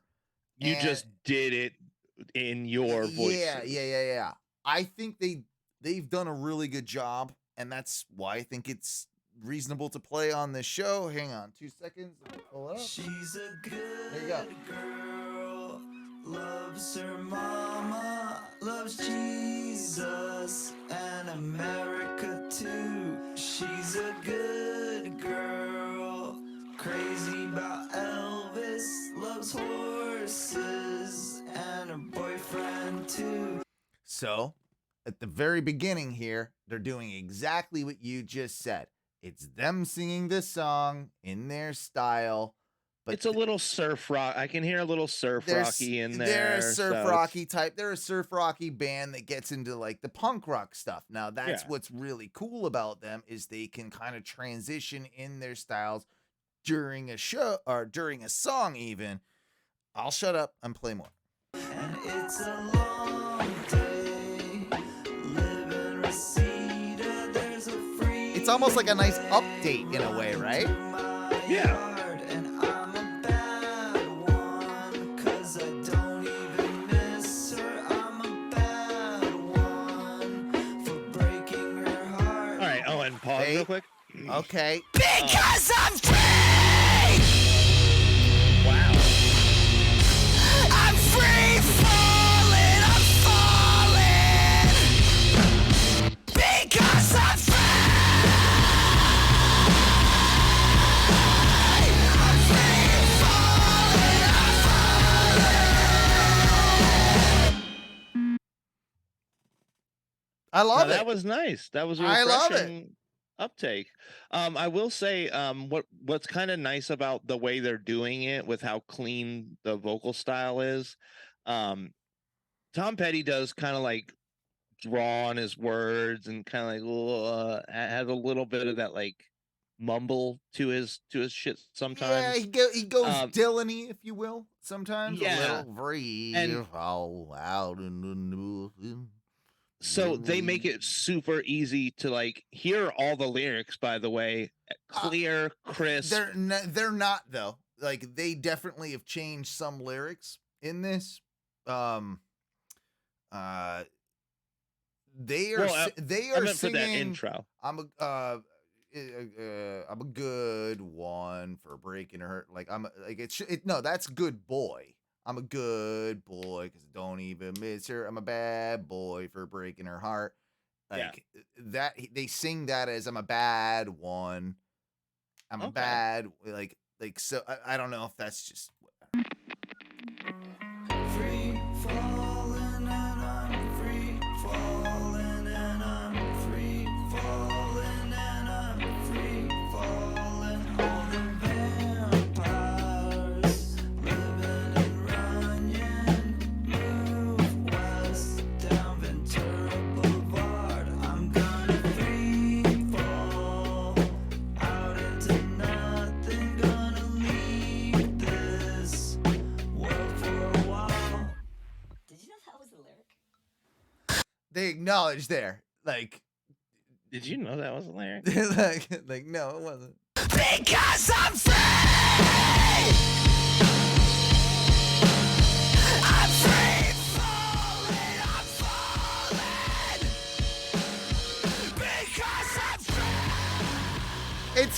though, man. Like it's I like think it. I think it's a cool if like rest in peace Tom Petty, but I feel like Tom Petty would look at this and because these guys are so that from that area of California, Hmm. what he was writing about in Free Falling, and it's so Los Angeles, California, Ventura, all that like area, right? He was writing about that place. Like that's a big part of Free Falling. Like it has a vibe that you can almost feel like you're in LA when you listen to it. Like Yeah. it's just got that vibe. And I think they just did that in a modern way. Yeah. And I think that he would at least approve of that. Like I think it's a good usage of that song, of that idea. And yeah, that's why I wanted to bring it up on tonight's show. I thought it was cool. Do you ever feel like when artists who famously do a song that gets covered a lot, do you ever feel like they are disappointed when like perfect Someone example. covers it and it sucks, like that type of Well, thing. not or- even I'm sure they're disappointed when things suck, but like imagine you're Toto and you hear Weezer's cover of your like super hit famous song Africa. Yeah. Weezer did almost nothing. And I say this critically because I have been a longtime fan of Weezer. I enjoy their music. But that cover of Africa It's was it's weak. it's exactly the same it- as the Toto yeah. version. It's too similar. Like, oh, Exactly. these guys are just ripping us off without adding anything to it, really. Like it's Th- just that. And that's my question. Do you ever feel like when artists hear a cover, and even if it's done by like a semi-popular artist, where they're like, you did a shot-for-shot remake of my song, like you didn't change a damn thing? I would Do you be ever pissed. think that they're I would be upset? pissed. I would definitely be pissed. Like if it I feel was, like if I made like a wildly popular song and then a decade later like a bunch of like bands covered it, I would be more happy if you did your complete own thing with it. So with that, like I'll add a couple things here to the debate because you've also got like certain times where someone covers your song and it's so much better than the original. Bob Dylan used to say that about Jimi Hendrix with All Along the Watchtower, right? Like that he basically Bob Dylan changed the way he played it to play it as Jimi Hendrix's version, even though that he wrote the song. He's like, no, he plays it better than me. I will now play it like him. His way. His way. It's better. So like there's that style of it. But then, okay, let's talk about style in general. What about artists that feel they might like not necessarily a song note for note, like in the exact same way, but what about when it's a band like that's almost directly ripping off a sound or a style? And that's happened a ton of times that you're ripping off almost like I would almost be more mad at that than I would the song because now you're ripping off even what I could possibly like use in the future or whatever. Like it's sort of I'm trying to think of a great example and I can't really off the top of my head think of one, but there were I feel like it would be hard if it would be hard, I feel like, to directly rip someone off and not have it come across as like, what the fuck are you doing? Like this is like our band's like unique thing. Like there are bands out there that just have like a very unique, like, I mean, you could take even Slipknot, for example, with their like inventive drumming signature, like sure. all those things. If you come out and you just start ripping that shit off, or you start ripping off Freddie, like not that anybody could be Freddie Mercury, and people have tried, but not like if you're really trying or running with that, or like a certain guitar sound or whatever it is, yeah, man, like I think you get called out on with that. It's like ripping off a bit in radio or on podcasts. Like, oh, you just decided to rip off my bit. Okay, cool. I mean, I think sometimes like the bit thing is harder to like prove. Yeah, because we can all have the same idea at the same time. Yeah, the cognitive dissonance of Music is that can happen, but it's a little more much rare. rarer. It's much more. Yeah. Yeah, it's a lot, especially for it to come out at the same time and all that. Well, and music is so much more unique than comedy in that respect. Yeah, that yeah, it's, yeah. For you to, It's a bad example, but if two bands like in the in the 80s came out with Enter Sandman and one of them's Metallica yeah, and the other one is and the like Goo Goo Dolls do their version, and yeah, and people are like, how did this happen? I want to hear Goo Goo Dolls version of Enter Sandman. Into Later. Oh man. Let me ask you this though. Okay, so while we're on this topic, how do you think the guy that feels the old lead singer of Journey, was it Steve Perry? It's some Journey, Steve Perry. Yeah, Steve Perry. I think. Yeah. So I think the story behind him is that he lost his voice, right? And then they had to hire a guy to do all their corporate bullshit jobs, play at Universal's Mardi Gras, play at Disney's fucking Rock and Roll Fest, SeaWorld shows, make a ton of money. But they had to find a guy that sounded exactly like him and that he's now sings the songs, and it was an Asian dude.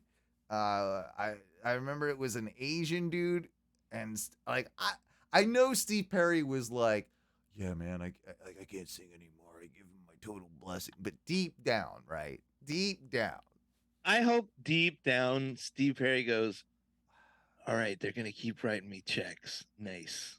Yeah, Nice. I mean, he probably does. So what would be even suckier is if you're this Asian dude who they find and they're like, all right, you sound just like Steve Perry. What we're going to have you do is we're going to have you stand backstage and Steve Perry's going to be out there and he's just going to be mouthing everything. Oh, so you Milli Vanilli it? You're back there and you're behind a curtain while he's out there. You're Wizard of Ozzing him. Yeah. Big time. But, I mean, this is what the people want to see. Like, oh, no, even, like, because it's the future dude now. So he would be backstage and it'd be the hologram of Steve Perry while he's singing and it's mapping him while he's doing all the movements. It's got him going, like, yeah, that's what'll happen. Like, and he's like, man, I can't even be on stage. No one even. I'm the Steve Aoki looking dude that's backstage, making hollow Steve Perry look really cool. Yeah, and singing probably better than he ever could. We like you, Asian Steve Perry. Whatever your name is, Asian. So wait, look up Asian Steve Perry. I bet you it comes up with him. Asian Steve Perry. It's a first thing. Asian Steve Perry. Oh man. What's his name? Is Steve Perry Asian? Now people are confused. Arnel Pineda. Yeah. He's a Filipino singer-songwriter. All right. Arnel. Yeah. Pineda. He left Journey. He was there for 14 years, it looked like. Oh, good job, Arnel. Arnel, that's a good run, man. Why is Steve Perry no longer singing? The truth is, I thought my music had run its course in my heart. Oh, I had an amazing time in the band. A chance to express myself as a solo artist too, but to be honest with myself and in my heart, I know I just wasn't feeling it anymore. Oh, so he just his voice is probably fine. Maybe what if Steve Perry could still do it? And Steve Perry just caught some bad vibes and was like, I don't want to sing anymore. I'm done with this. Yeah, I think he's over it. That's what he's like. What happened was he sang "Don't Stop Believing" one too many times. It just and was just like, you know what? I can't do this shit anymore. Fuck this. I can't do it. I don't want to fucking do this anymore. I fucking hate this song. I fucking hate this song. And everyone else from Journey was like, "Hey, Steve, we kind of still need like money. You So know, if you own all the Since songs. you wrote and all of them, yeah, got all the rights and everything. So you have so you make like a bulk of all the money. Yeah, do you mind? So we still sharing kind of some of need that? all the money. Yeah, is that cool? Like he's like, nah, I'm Steve Perry. No way. No way, dude. I'm fucking Steve Perry. You listen to this voice. Don't stop Believing. believing. And then they're like, God damn it. All right, well, fine, Steve. And then they go out and find Arnel. I'd like to think that when Steve Perry does start singing, like reverb just like comes in, so like it just happens, right? Like it doesn't matter. Oh, he's always verbed up. Yeah. Like, I'm Stephen Perry. You know, like it comes out of nowhere. When Always. he walks into the supermarket, yeah, it's I'm in the Don't stop. Kmart. Yeah. Like, who goes to Kmart? Steve Perry's at the Kmart. Oh, I bet you Journey music has played so much at Kmart's, it could buy Steve Perry a house. The last song that ever played at a Kmart Yeah. was Don't Stop Believing. Don't Stop Believing. Yeah. They should had stop to be. be. though, but they had to stop. They had to. And if they haven't stopped by now, they should probably stop.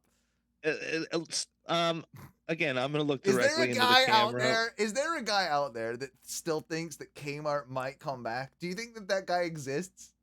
Well, I'm gonna give that guy a message right now, sir or madam. If you're listening, it's fine. You can stop believing. Yeah. It's okay. You don't have to hold on to that feeling. You don't. No. You don't. It's okay. It's Street actually lights. and it's actually pretty healthy for you to not like hold on to that feeling forever. Like it probably like feelings come Kmart's and go. gone. It's cool to be happy. It's cool to party, but maybe Kmart, blue light. Maybe you should get out, see some of those street lights. Do you remember how and you used to? People. No, don't get her back in. She's Sorry. no. It's so easy to slip into a good Perry and just. Yeah, good Perry. Good Perry. Yeah. Nah, she needs to be gardening, you know. She needs to probably be doing that. I would think. Yeah. I would think that. Anyway, you want to do one of the most important parts of our evening? Oh, I think it might just be time to bring forth the clip. Oh, where's the clips? You know you want 'em, baby. You know we got 'em, baby. You know you want 'em, baby. You know we got 'em, baby. Clips. You know we got 'em, baby. Clips. Now. Oh yeah, we got some clips for you tonight. Oh, I forgot to switch over the thing. I'm Clip it to me, baby. Let me do it. It's because Ty's not here. It's because Ty's not here for sure. That things are going wrong. I blame him. What do you want to get into tonight? Because I've got a few. I was interested in. By the way, all these clips coming from our clip commander Tom. He's the man. Thank you, Barilli. Thanks, Barilli. But this one's like a super long clip, so we obviously can't do all of it. But that's why I think I'm going to go to it at the beginning. I love a good suburban homemade sport like the movie basketball or basketball rather. Basketball? You know? Yeah. I like stuff like that. And this is at the 2008 Roof Ball World Championships. What? Yeah. This. Hi, I'm 2007 Roof Ball World Oh, Champion, 2007. Willis. Oh, that's the champion from 2007. This is the 2008. Former champion. Yeah, former champion Adam Willis here, and he'll explain a little bit about it, but this like I said, we can't play all of it clearly because the Roof Ball World Championship match here is over an hour long. It's a very long clip that You're I had to watching pull. The 2008 Roof Ball World Championships. Here we go. This is some roof ball here. This aired on the Ocho, right? I would hope so. I don't know. I think this is pre-Ocho. I think the Ocho owes itself to this. To the RFA. Yeah, to the RFA, like the Roof Ball Federation of America. Oh, you don't call yourself a federation. Okay, so it involves they never really explain the rules, but it does involve roofs. It involves a football, and I believe certain targets. There's a target on like kind of a chimney thing. Good afternoon and welcome into the 2008 Roof Ball World Championships. I'm Travis Demers and joining me today is Rob Soliski. Rob, tell us what we're looking forward to today. Well, today's a great day for roof ball. Got a nice little cloud cover going on, so it keeps the sun out of everybody's eyes. But I think it's going to be a beautiful day and have some good playing going on. Well, today we have a record 24 competitors playing here today, competing for the Susan J. Willis Trophy. But before we get that started, let's take a quick reminder about how the game is played. This is what I want to hear. Yeah, okay. The Roof Ball scoring system at RFA headquarters. There we go. Catch equals 1 point. The most basic way to score on roof ball is the catch. You throw it up on the roof and grab it back on the rebound. All right. So you throw it on the roof, football, and then you let it bounce and roll down. Okay, and catch it. That's a point. It's pretty simple. All right. That's all right. Ping, a 5 The primary point. method of scoring in roof ball is called the ping. Throw The ping, guys. the ball up and hit the pole, and that's worth 5 points. You gotta hit the pole. All right. So if you hit the pole And catch. and catch it, that's a 5 point. And that's worth a total of 6. Oh. For the ping. Oh. catch. 5, you get the point and you get the catch point. All right. Now, the Around. really big points come when you throw it around. All That's right. when you take the ball and it goes up one side of the roof, around the back side of the pole, and then down the other side. Oh, wow. That's worth 10 points. Okay. This isn't around. Oh, I see now. I get it. See how he did that? He It's a bounced. modified ping almost. Yeah, it's a modified ping, but it had to wrap around the pole to go onto the right side there. Okay. All right. That's an around. Catch at the end. That's worth 10 1 points. point, total of 11. Total 11 points. That's an around. Yeah, okay, it makes sense. The one thing you don't want to do is throw the ball over the house. Okay. It's worth a negative 5 points to your score. Oh, an over? That's called an over. Shit, that's -5. You lose And 5. you have to go get the ball. And yeah, you have to shame the person to get the ball for sure. I like that rule. Car hit. Now, another way Negative that 1 lose point. points in roof ball is that if the ball hits the car on the way down. Oh no. So I like how the car is incorporated into the field. It's part of it's an obstacle. So -1. Worth 1 point off my total score. Damn. Little pole hit. Which was? Did you catch that? Little pole. Little hit? pole hit. I didn't get what that was. That's worth 1 point off my total score. Little pole hit makes catch worth 5 points. Okay. Where's the little pole? We'll got to see here. Another way to score points in roof ball is by hitting the little pole, Oh. which is just a few feet to the right of your primary target. Okay. So when you throw the ball up there and it hits the little pole, it acts as a catch. Oh, I multiplier, see a little pole. making it catch worth 5 points instead of just 1. Little pole. So when you throw the ball up there, it hits the little pole, and you catch it, you get 5 points. When you drop it, you get none. So it's like a risk thing, right? Yeah. Yeah. If you try for the little pole and you fuck it up Yeah. and drop it, you get nothing. Like you don't Yeah. get. Yeah. The 15. Now, the mother of all roof ball throws Oh man. is the 15-point throw.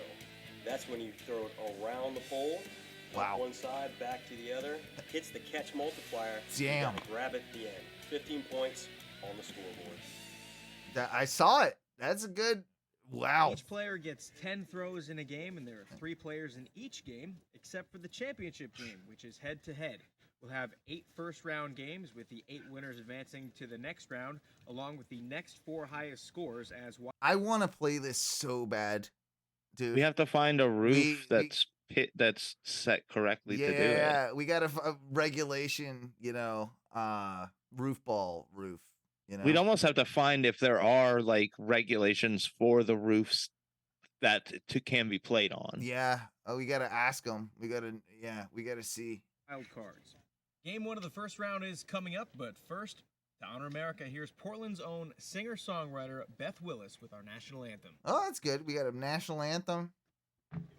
Oh, say, can you see by the dawn's early light? Oh, What they're so okay. Pause it real quick, proudly- Owen. They are both rocking a long sleeve under a short sleeve. Yeah, they are. Get up. Yeah. This is classic late 2000s. And classic. I think this is classic South Mass, probably like some South Massachusetts action. I don't know where this is, but it's. Look, and that guy's doing it even bigger. He's got like a button up with a collar popping out the top of his sweater. Oh my God, this is Beth Willis. She's a 6-time roof ball women's champion. Gave proof through the night that our flag was still I feel like these there. people actually take this pretty Oh, seriously. say, does Oh yeah, you that better not talk shit about roof ball in this star-spangled neighborhood. banner yet wave o'er the land of the free Great job. and the home Yes. of the brave. Well done. Wow. Fantastic. That was me hitting that button, by the way. Just want to make that clear. I thought she Okay, was Rob, we're getting set to fantastic start with the this thing off. national anthem. Before we do that, gotta get your prediction of what's gonna happen today. You know Is- what? this is like maybe Jersey or I don't know what this is, but you want to see a little bit of roof ball in action? I want to see some gameplay. Yes, let's footage. see some gameplay before we move on to the next clip. I mean, like I said, this is a long clip. It's over an hour, and that's only part 1 of the, All right, here we go. Here we go. I think this is the start of roof ball here. He's got 37. right. Brian needs a big one here. Just missed the multiplier, and he comes away. Ah. So a strong start, and then goes over in the last 4 there. So we finish up with the totals. Bro, they've got screen overlays. Dude, they've got like, the scoreboards. It's a complicated scoring system, so they got to do a lot of math. Like they got to. 31. look, they've got stat blocks Yeah, they in the got bottom with stats. relevant with Yeah. relevant Brian numbers. advances. Casey's in second with 37. He is still alive, and Michael is pretty close in there They with got- 31. This is better production than half of the podcasts that are out there now. And for game number 2, we have our first female competitor, Melissa Davis. Melissa's got an arm on her. She comes away empty-handed. I mean, on the including first ours, attempt. to be honest with you. So Matt Alto making This his is first way free more throw entertaining. from the University of Oregon. And he can't come away with the catch, so our first 2 throws of the second game here come away with Oh, Melissa. right. D. O'Reilly. 2 newcomers coming against Yeah, he was a newbie. Dan O'Reilly. Dan's a This should newbie be too. an easy, clean sweep for Dano. Oh. but you never know what's gonna happen. Doesn't start out that way. Oh, so he he's fucked good it for up. Everybody. Now, how often No, does that apparently Dan's like the ringer in this Yeah, round. Dan 'cause is the he- ringer. Dan is the ringer. That She could got be- around. Oh, she catches it. It's Dan 11 makes the points. catch for an 11. That could be the first 11 round points of right there. a win There we that's gonna go. I like this And, going game. over the roof too, so, It's also pretty fast paced. Yeah, they keep it moving, Yeah, don't with they? 1 Like point there. you got to be ready to go. They got to have a bunch of footballs. You're ready to go. They don't fuck around. Second attempt goes up. It is a ping. Oh, it's a ping. Now, it A pings 10-pointer. I don't know if he gets a second ping for that. one ping. Hit it once, he's good to go. So Dano's got 6. Oh, it's a 5-point ping. Yeah. Looking for the easy catch, and she makes it. So 1 point in that round for Melissa. This Not is. just I would one. like to play some roof ball. I would love to play this game. Tie off This the looks roof like fun. catch for 1. Yeah. So, Dan So- is the roof ball record. I think part of it too is that they've got their whole community like so invested into this stupid game that they all know the dumb rules. If the people know the rules, you can play This is the a game. bigger deal than we think. Yeah, this could be huge. Well, look at that camera that's in the back of this shot Yeah, right there. This is That fun. is not like your uncle's For number 6. shoulder mount. No, dude, look at that ping. Trying to make it, make sure it doesn't Oh, hit on the the can't do call. it. Nearly Oh. takes out the camera. Body. Somebody get the trainer out. That Volvo though, it's like, they But could look, the they thing could is, move it. They do not move it. That is I think it's an integral part of roof ball to have that Volvo there. But he still got 5 points just for hitting the pole. Oh, did he? You got the 5? Oh, but then he made sure it didn't hit, like, because I think if he would have hit the Volvo, that would have been a -5 and it would have evened out. So he saved himself by diving over the Volvo and hitting the Yeah. pole. After hitting the pole. Yeah. Yeah. That's the kneecap there. All right. That looks like somebody's mom. Oh. And she makes the catch, and That- she holds on to her. Women in their mid-20s in the 90s looked like moms. Don't forget that. They all look Oh, like that's Karens. true. They did. And that's an interesting story. Matt actually caught. He's never played. This is the first time. He actually caught Oh! the Matt. video of Roof Ball on TV. Looked up the website. Emailed. Oh, no. He was going for an around. He didn't get it. And he didn't get a ping. That's a one-pointer. On TV today. Check out the Roof Ball website, and Rob will give that to us here in a second. This is great. I'm going to definitely move. We need to have a conference about Yeah. this. This probably should have been this week's, big thing. But, things happen, it is good. I like this clip. I want to watch more of it. Maybe we'll do a full Sun Eclipse. Well, we can do a Sun Eclipse, but I also think that we need A to watch do our party? Well, I think we can do our own version of Roof Ball. Thank you very much. Like I think that we can easily do something like Owen, have you ever invented a game? plenty. Yeah, a lot of games. Over the years. I was big into this beanbag thing that me and my buddy Chris played. It was like a bounce off we called it highlight, but it wasn't. It's a lot of rules. I can't really explain it, but it was kind of a beanbag bouncing off of a like a screen porch scenario type deal. There's a lot of stuff there. Well, I also used to play this other game with ping pong paddles in the live huge recording room of a music studio. And we used to use full ping pong paddles and used to play it basically like racquetball, but it had its own rules. We've invented a lot of games. We've invented 2 games in my lifetime. One was Horse Pool, which was a very complicated game without the pool sticks and just involving the cue ball and the 8 ball. We also played a game in middle school after lunch called Bottle Ball, which your goal was to hit a empty or only lightly filled bottle, like a water bottle, with a big stick that we just left out in the outside of the Bottle lot. ball! Time for bottle ball! So we'd all play bottle ball and get ridiculed. But we had a ton that's what kids do, and I think adults need to do more of that, honestly. Like, invent your own games on occasion, just like for shits and giggles. If it's you and your wife, it's whatever. Like, it's fun. Like, invent a game. I like it. We had lots of people watching games that we invented, but nothing's physical like this. Oh no. I like a good people watching game. Those are always fun. Check this out. You're talking about the 90s. You're talking about things that we used to do back then. This is a commercial from the 90s that is, man, I guess computer commercials back then, they used to go pretty fucking hard. Check this one out.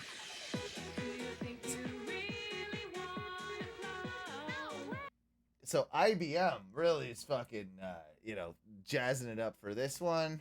Hang on, I gotta my volume thing's all fucked up. Sorry. There we go. Check this one out. It's an old clip, so it's fucking quiet. But look, first off, I love this kid's hair. Yeah.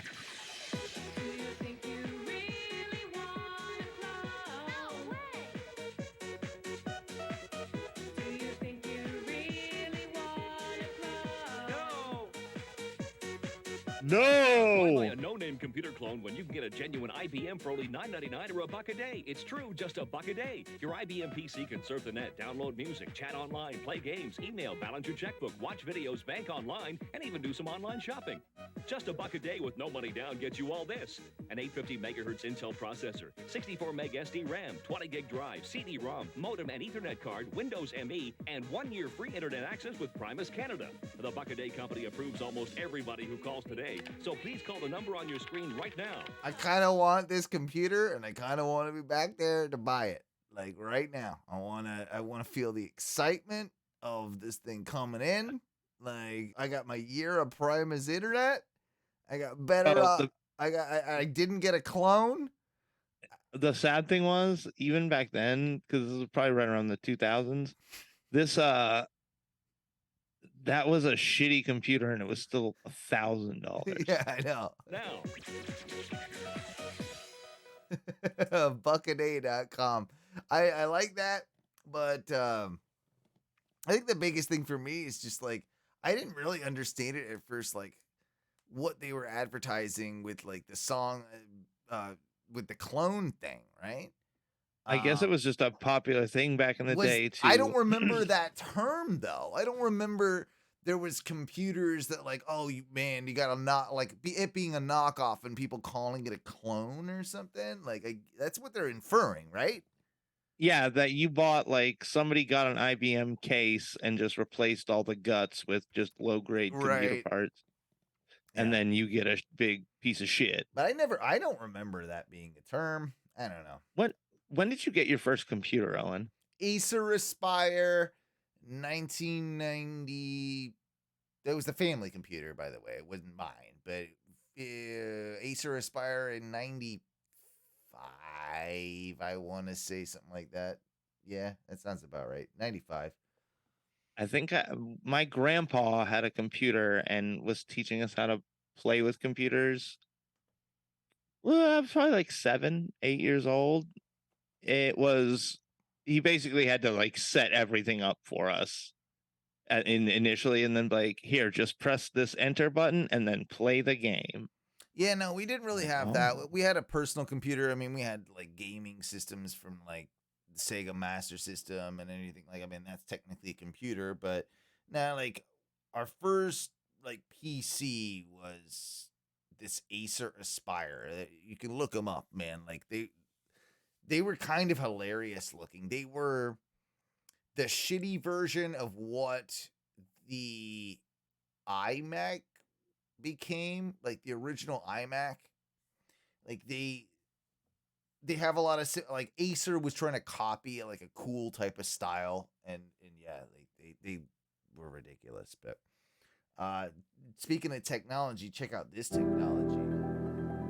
Think about this shit, dude. So this is some crazy Marine shit that they're doing. I think these are British Marines, and they've got this new jetpack shit, right? Oh wow! So,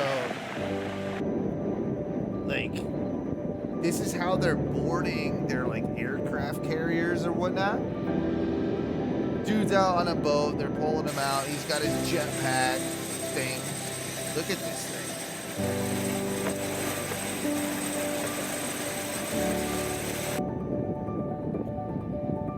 And instead of, I guess it's like, save time. I mean, the amount of stuff they can do with this is kind of unbelievable, but yeah, we are officially in the era of jetpacks, guys. I'm just letting you know.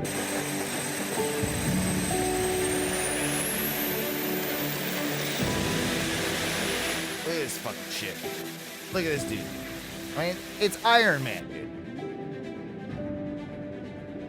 I know this is nuts. I know dude. we've seen things like this, and like they've been progressing, but I haven't seen like a video quite as good as this, like showing just how. Look at how flawless that flight was, dude. Yeah, that's nuts. Like that shit's it was just strapped to his legs, strapped to his arms, and he's just like, all right, zip over here, land on a boat. Fucking crazy. And obviously, this is some like drill type thing that they're Well, showing. it looks what like basically what he did was he walked in there, dropped the little ladder so his buddies could climb up, Yeah, and then they secure it so that more people can drop in. yeah. This is how a tactical operation would go against a pirate ship type deal. But this motherfucker's got like fucking jet legs and shit. Like, I want to see him. Does he fly away? Yeah, of course he flies away. Gotta see him fly here. He's like, oh, I don't need you, helicopter. I can do my own shit. Watch this. Watch this, motherfuckers. Oh, let me go put my rocket arms let back me put on. my rocket arms back on real quick. Here we go. Rocket arms.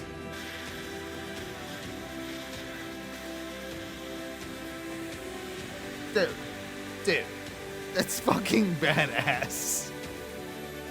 That guy's a fucking gangster right That's there. fucking gangster as shit, dude. I know we're not explaining it to the audience very well. It's listening just on the podcast, but give it a shot if you wouldn't mind, Mike. I mean, it's Iron Man. It really is Iron Man. That's the closest thing I can say about it. Yeah, this is insane. Like, guy's just on the move, doing whatever he wants, just flying around jetpack style.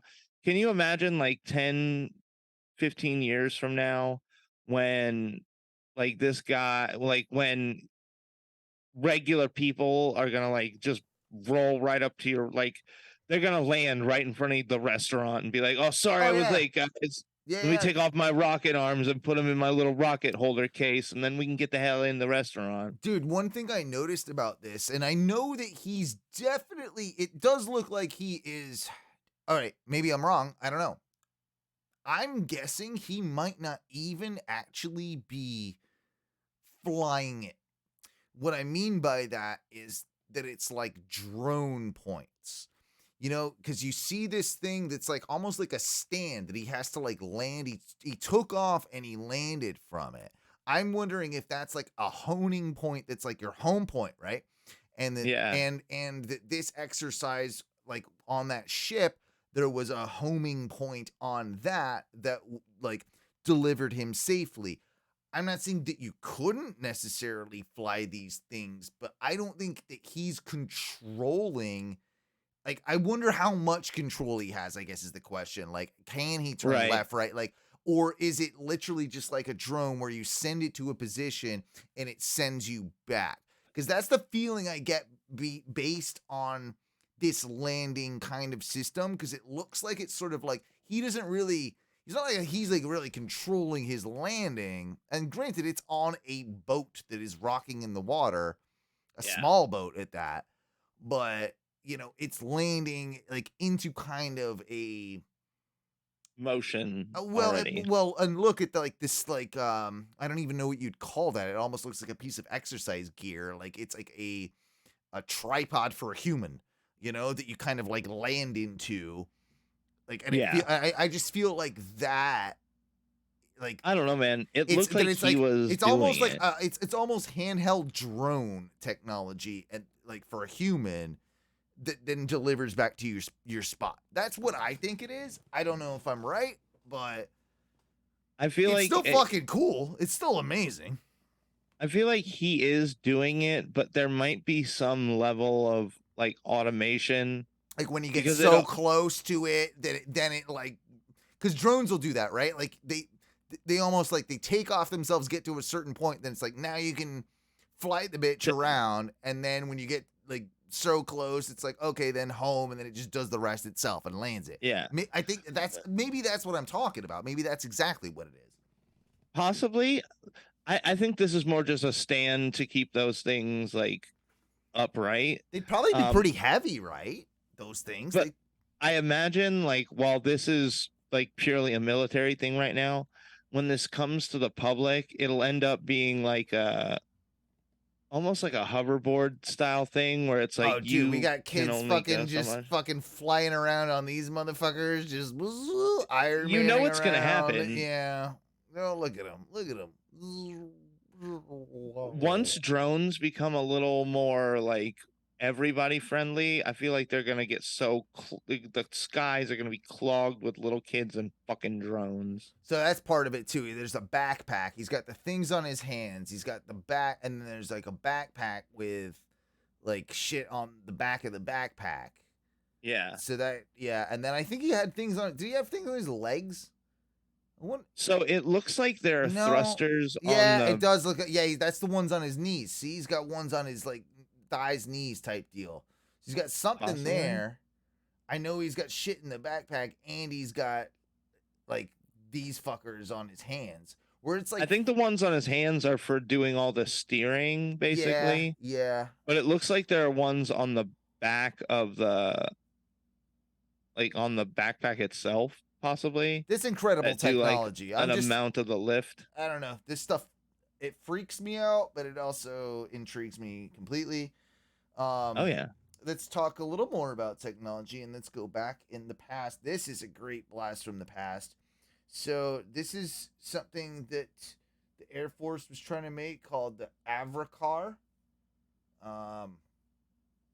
It's like in the 60s. And they totally made this thing that might as well be a goddamn UFO. Look at this fucking thing. Right? So, yeah. This was something they were working on.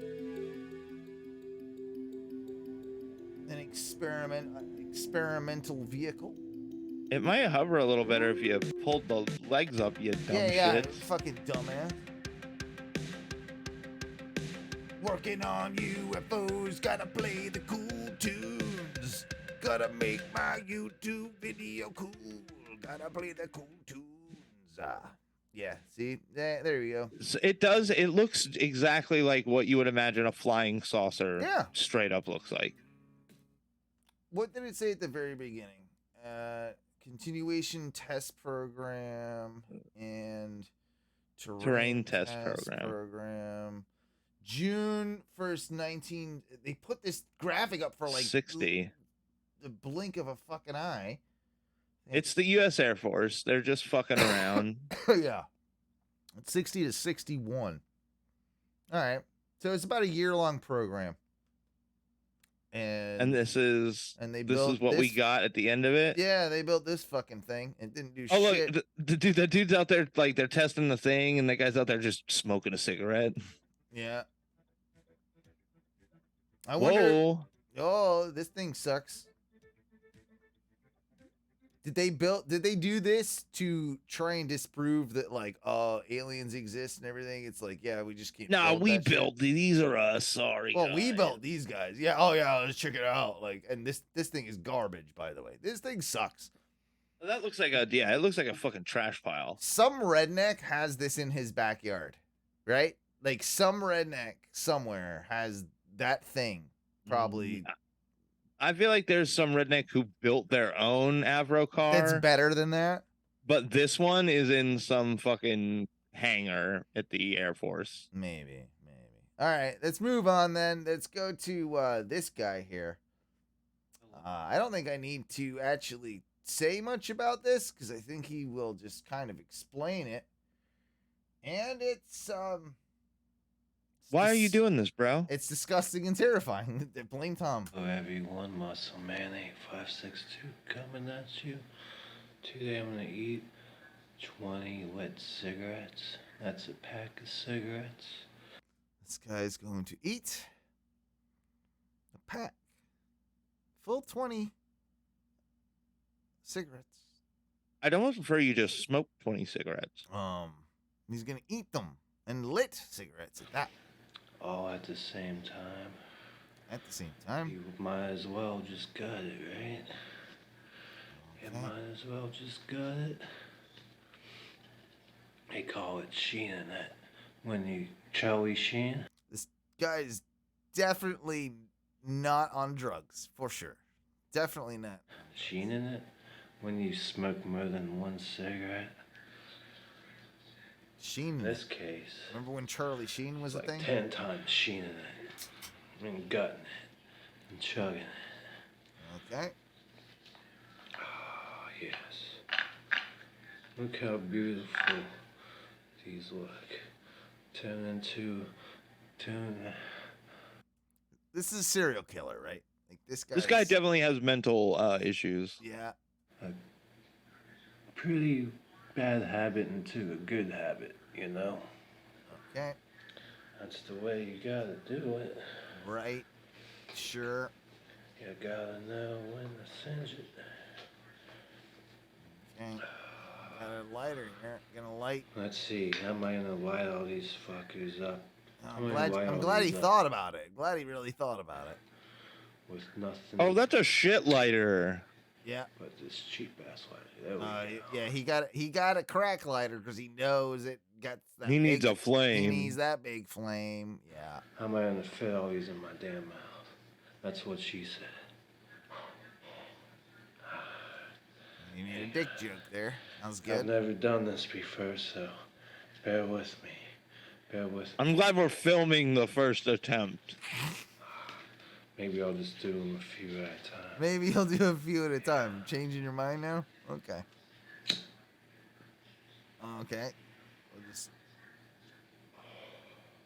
That's 4. All right. Lit 4. Now we're gonna go for another 4. Keep those alive. We're gonna light them. I hope his mom comes in and is like, Gerald, what the fuck are you doing? You're smoking in the house. Those are my cigarettes. Are those my Parliament lights? He's got 8 lit. Make sure they all stay lit. I mean, this is a balancing act. They won't. Smoking here. He's trying to, he's smokes 3, then he's got to put the ones down, keep the other ones lit, so he can pull all. The goal, I believe, is to pull have all 20 cigarettes lit. Lit and in his mouth at the same time? Oh, man. All right. Yeah, I think he's going to eat them. I think he said he was going to eat them. No.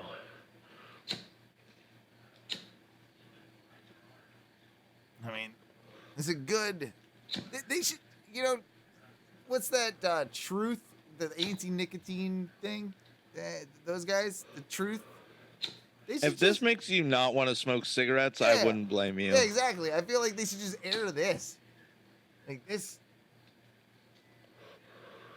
This is a solid advertisement.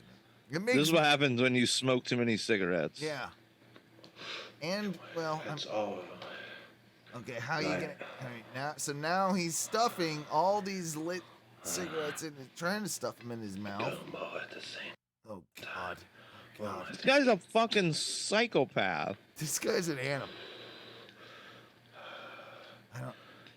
Come on. Those do look like shitty cigarettes too. He's trying to scoop up 20 lit cigarettes off a plate and stuff them in. Oh, now he's stuffing them. Okay, he is eating them. He is. This makes me feel uncomfortable. Guy is just eating. Oh, he had to light that one because it wasn't lit to eat it. He had to eat. Yeah. Okay. Ash. Fire just coming out of his mouth. This guy is gonna eat. This guy's gonna vomit.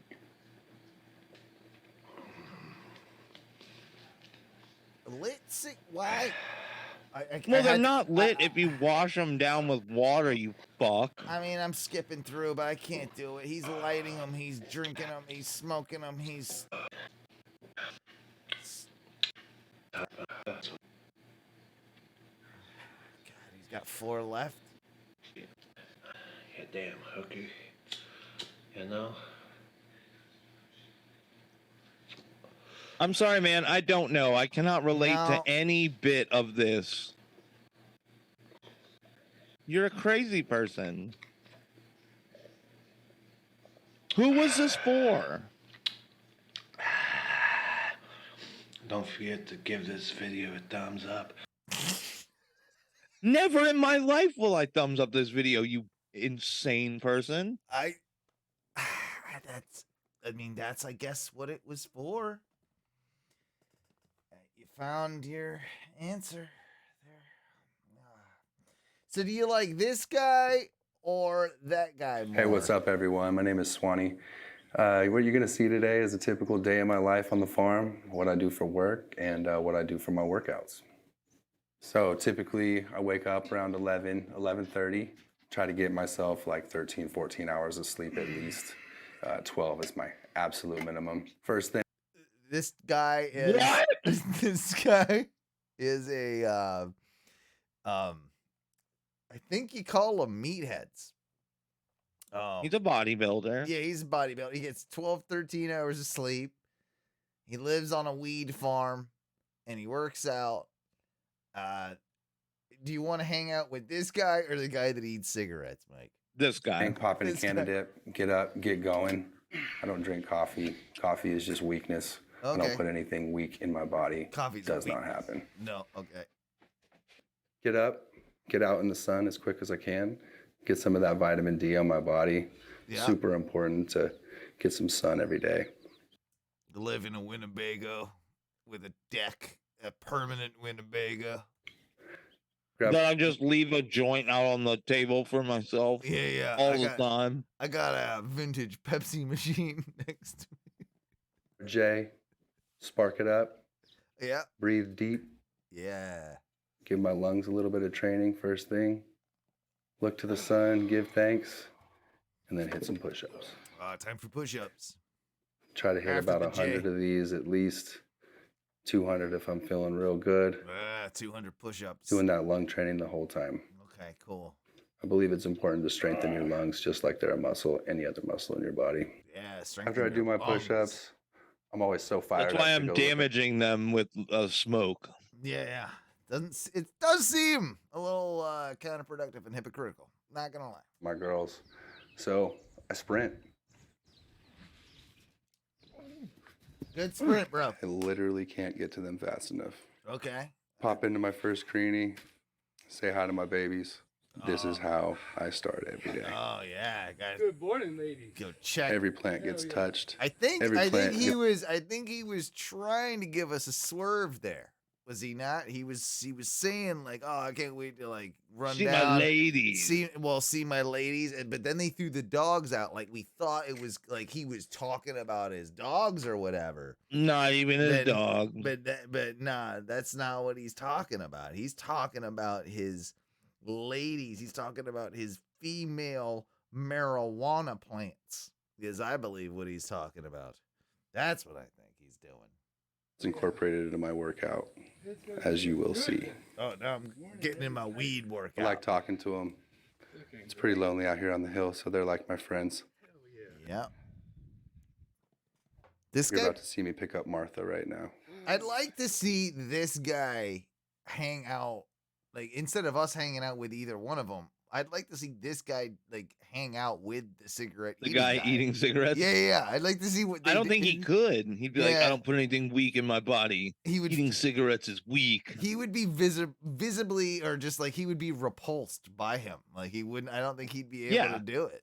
Yeah.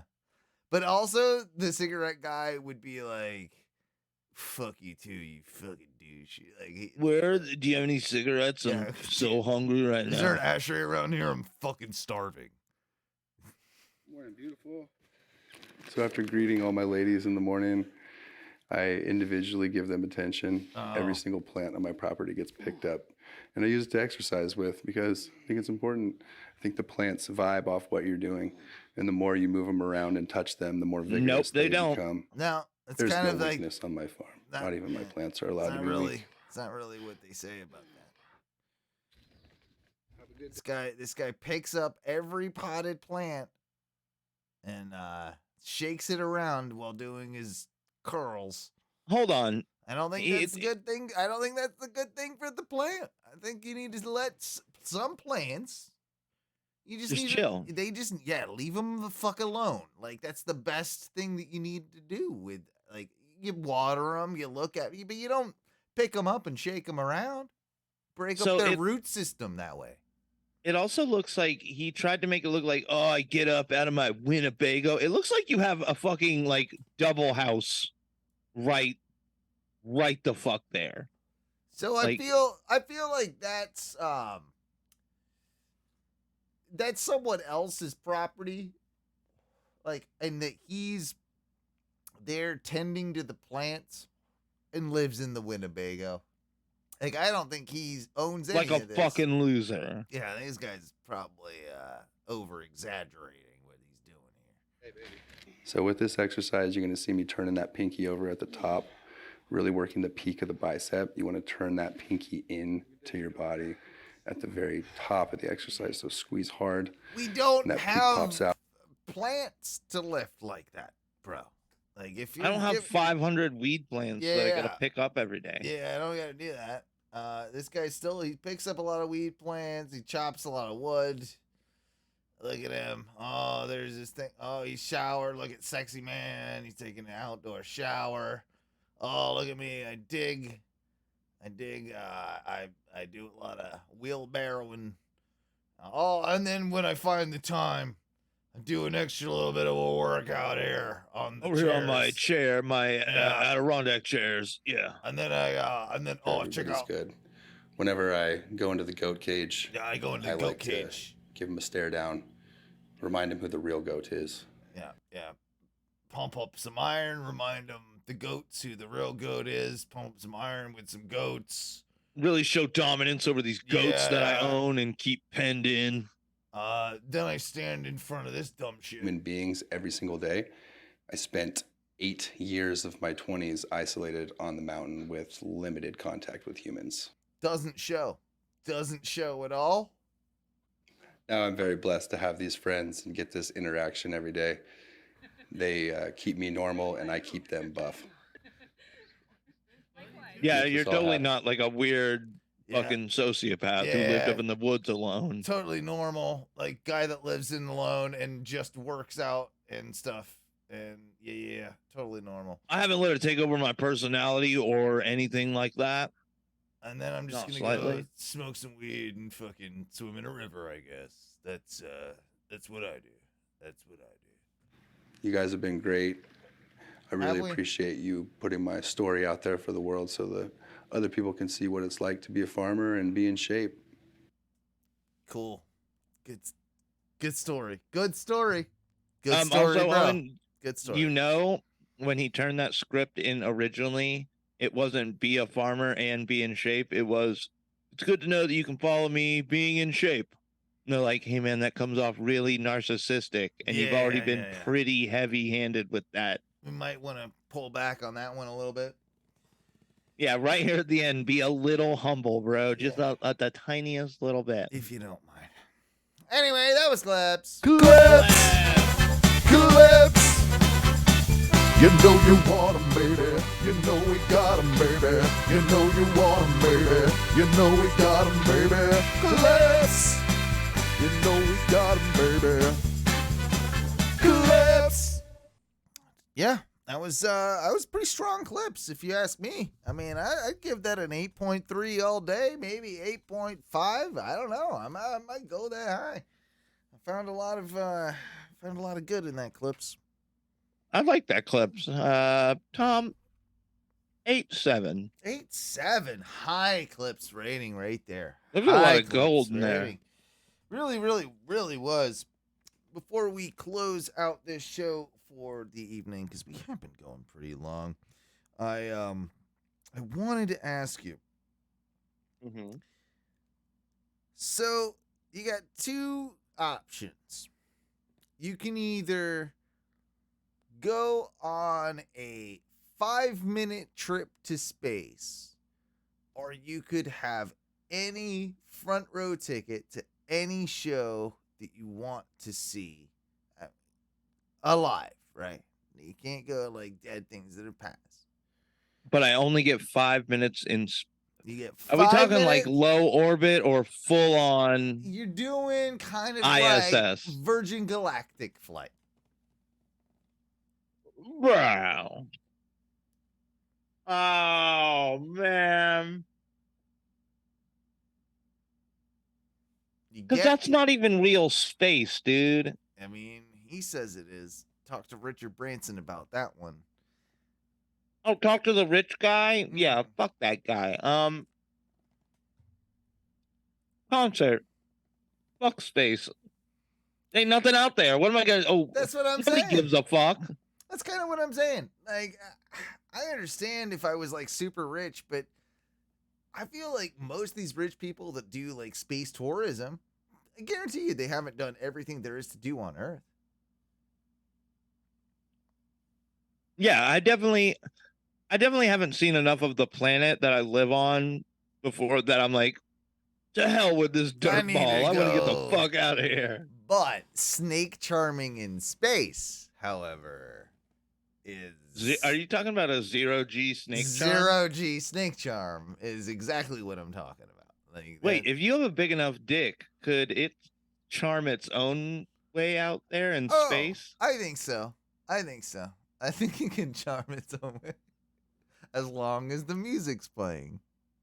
All right, so fun, interesting idea. We make What is that music called? What is that music called? Snake charming Snake music. charming music? Is that just what it's called? Yeah. Yeah, Why do I feel racist typing that in? I mean, I don't think it's racist because it's the most commonly associated noise when you hear or see snake charming. I mean, it's but been I think going on for a while. Snake charmer song. Someone, all right, this person did it. This kid.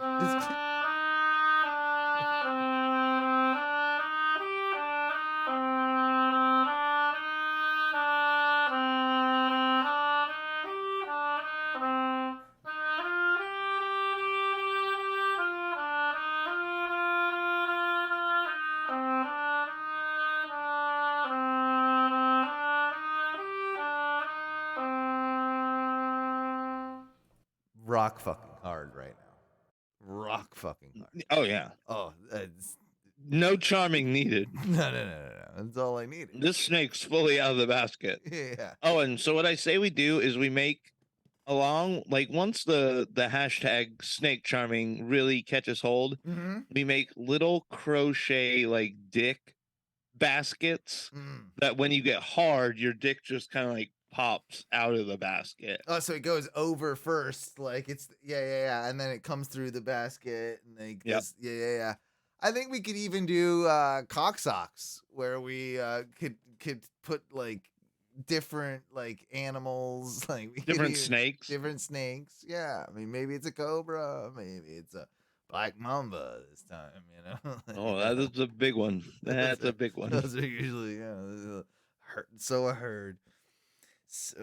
Anyway, let's switch to this. Let's switch to this because it is time that we probably wrap things up. And I know we've been beating dope down, but like dope has been going good, and it's just the two of us tonight, so we get to play a 2-person dope game, sir. You can't play dope with 2 people. I feel like you can play dope with 2 people. No, because then it's just me saying, I think this is dope. And then you saying, well, I think this is dope. That's called a discussion, Owen. Yeah, you're right. We can't play dope with 2 people. But we can theorize what you wanted to play dope about. That's a good point. That's a good point. I know we've sort of mentioned it in the past, but I'm very curious because I've been a fan of the Daily Show for quite a long time. Like I was a Jon Stewart fan. Obviously, I liked some Trevor Noah, and I thought he was a weird choice. But now he's stepped down, and now we're in the conundrum, right? Where we're going through all these different people week to week to week, guest hosting, and some are good, some are not so good. Chelsea Handler was fantastic. I liked her. I think she was fantastic. Sarah Silverman was good. Uh-huh. I know he only did it for a couple of days, but Lewis Black was good. I've had mixed opinions on certain people that have done it. And it does just beg the question. If you right now were to nominate somebody to take over that position, that be the potential full-time host of The Daily Show, who would you go with? Huh. It's tough. Um, It is tough. It's not an easy. You know. Well, it's also hard because I'm not super keyed into like pop culture anymore.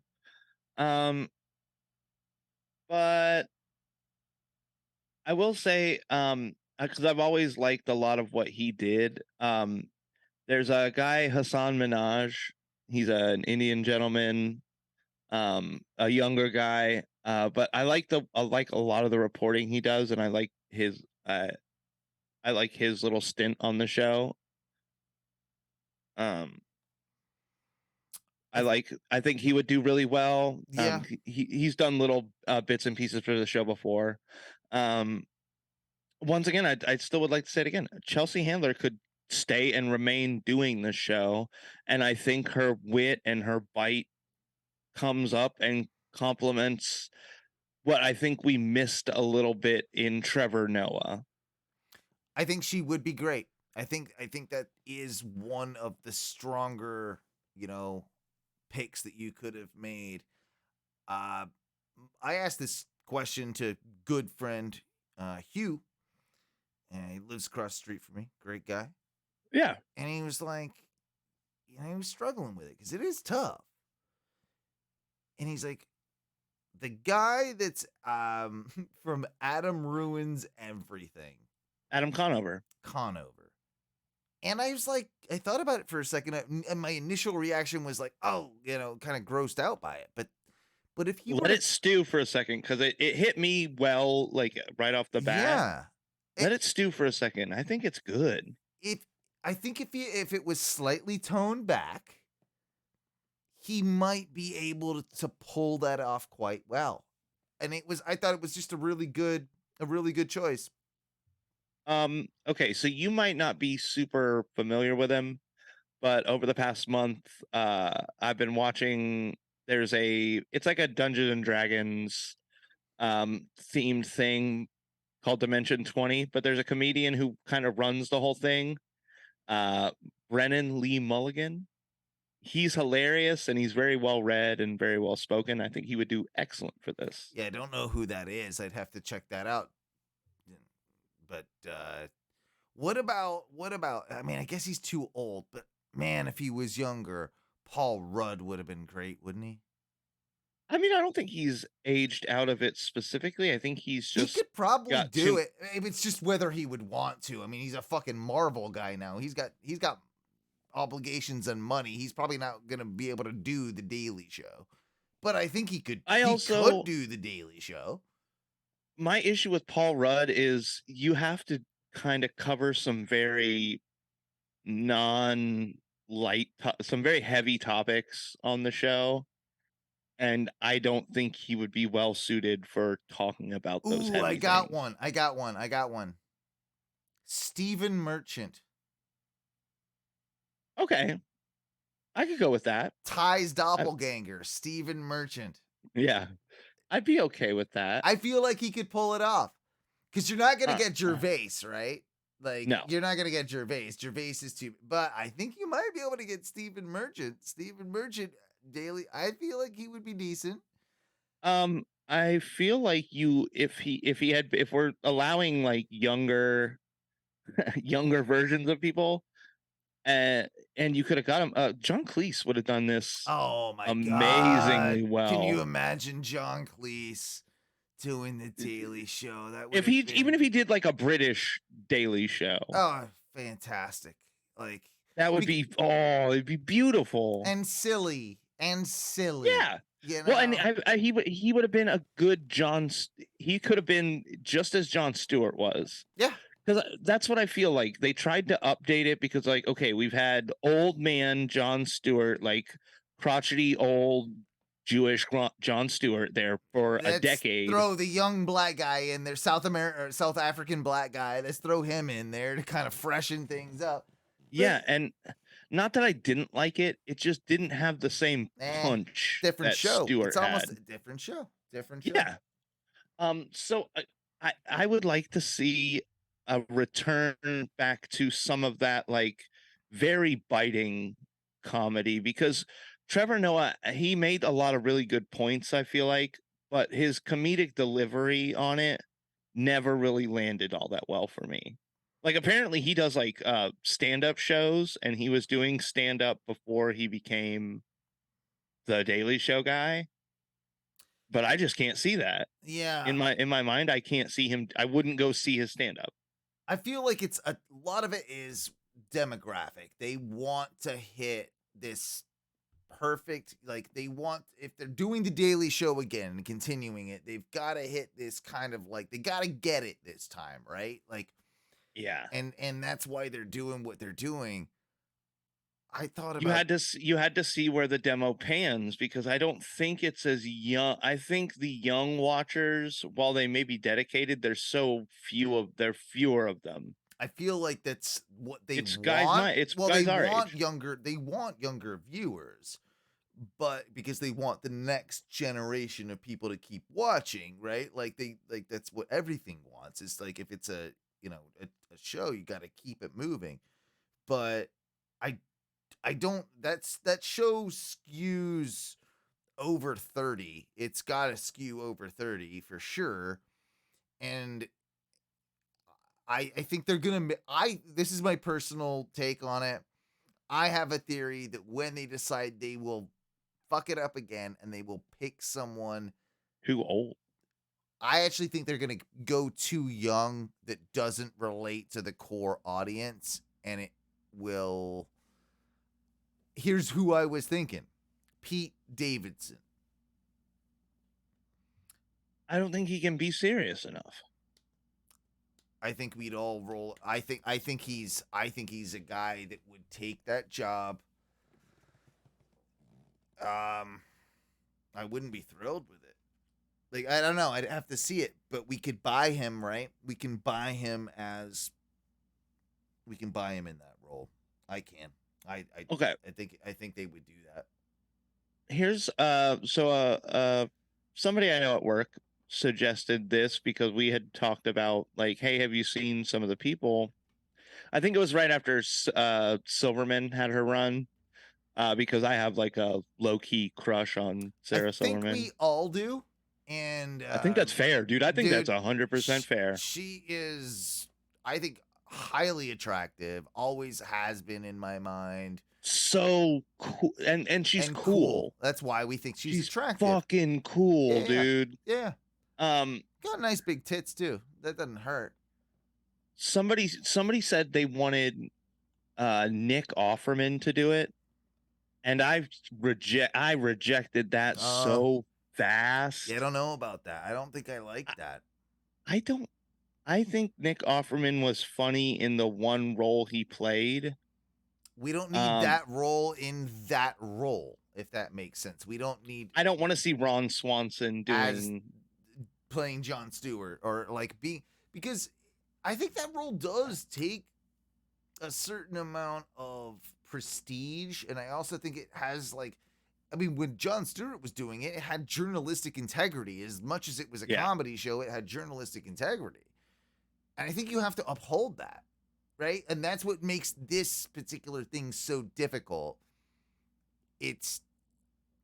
I mean, you have to find an integrity move person that. And I'm not saying that Nick, whatever his name, or Trevor Noah.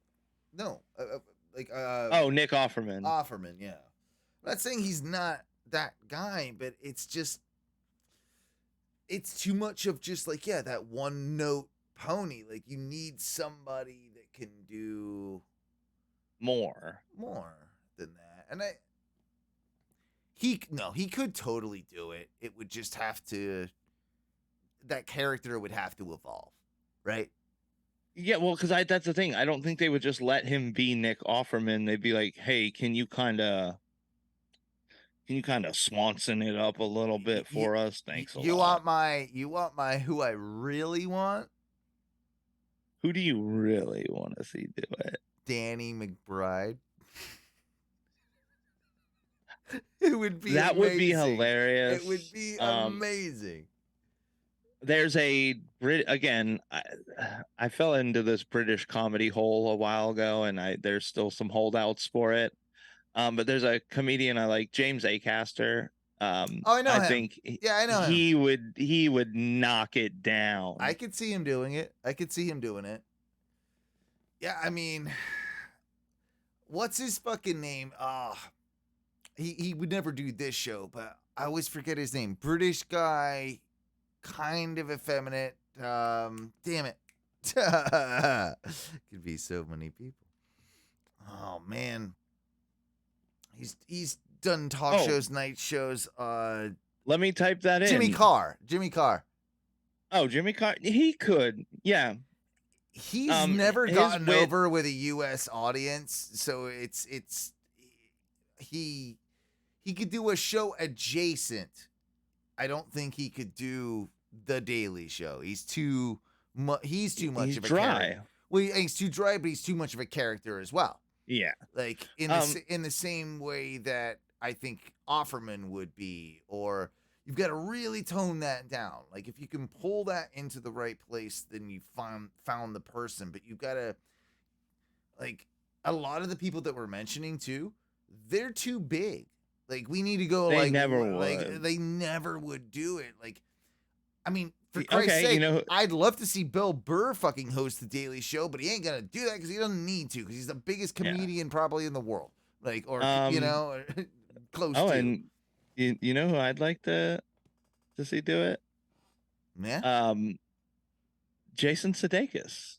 I think he would do excellent on this. Still too big. But He's got Lasso. But I'd love to see him do it. I'd love to see him do it, but still too big.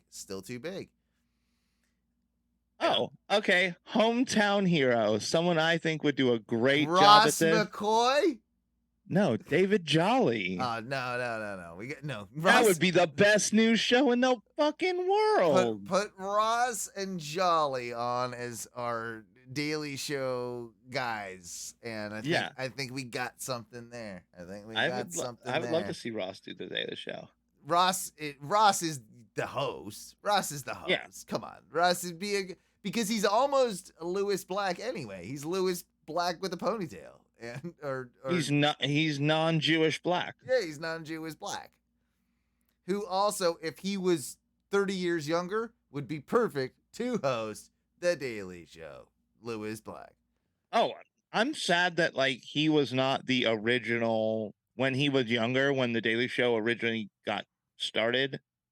I'm almost surprised they didn't go. Well, I mean, he was a correspondent on the show. It was talked about, and I guess there was like even a discussion, but he's like, I mean, dude, how old is Lewis Black? Like, he's way even too then he would have been old. in his 50s. That's a Daily Show. Like, that's a hard fucking gig, man. Like, that's a hard gig for someone at our age, let alone Lewis Black at his. Like, Yeah. no. Fuck that noise. Okay, real quick. I want to toss one last one out there. Last one out there? Dave Attell. No, he's too seedy. Dave Attell, I don't think he's... I want to see an honest, real, grimy Daily Show. Expose some stuff, Dave Attell. No. Expose some stuff. Andy Richter. Conan retires. Andy takes over of the Daily Show. It actually, somehow I think it could work. Or no, better one.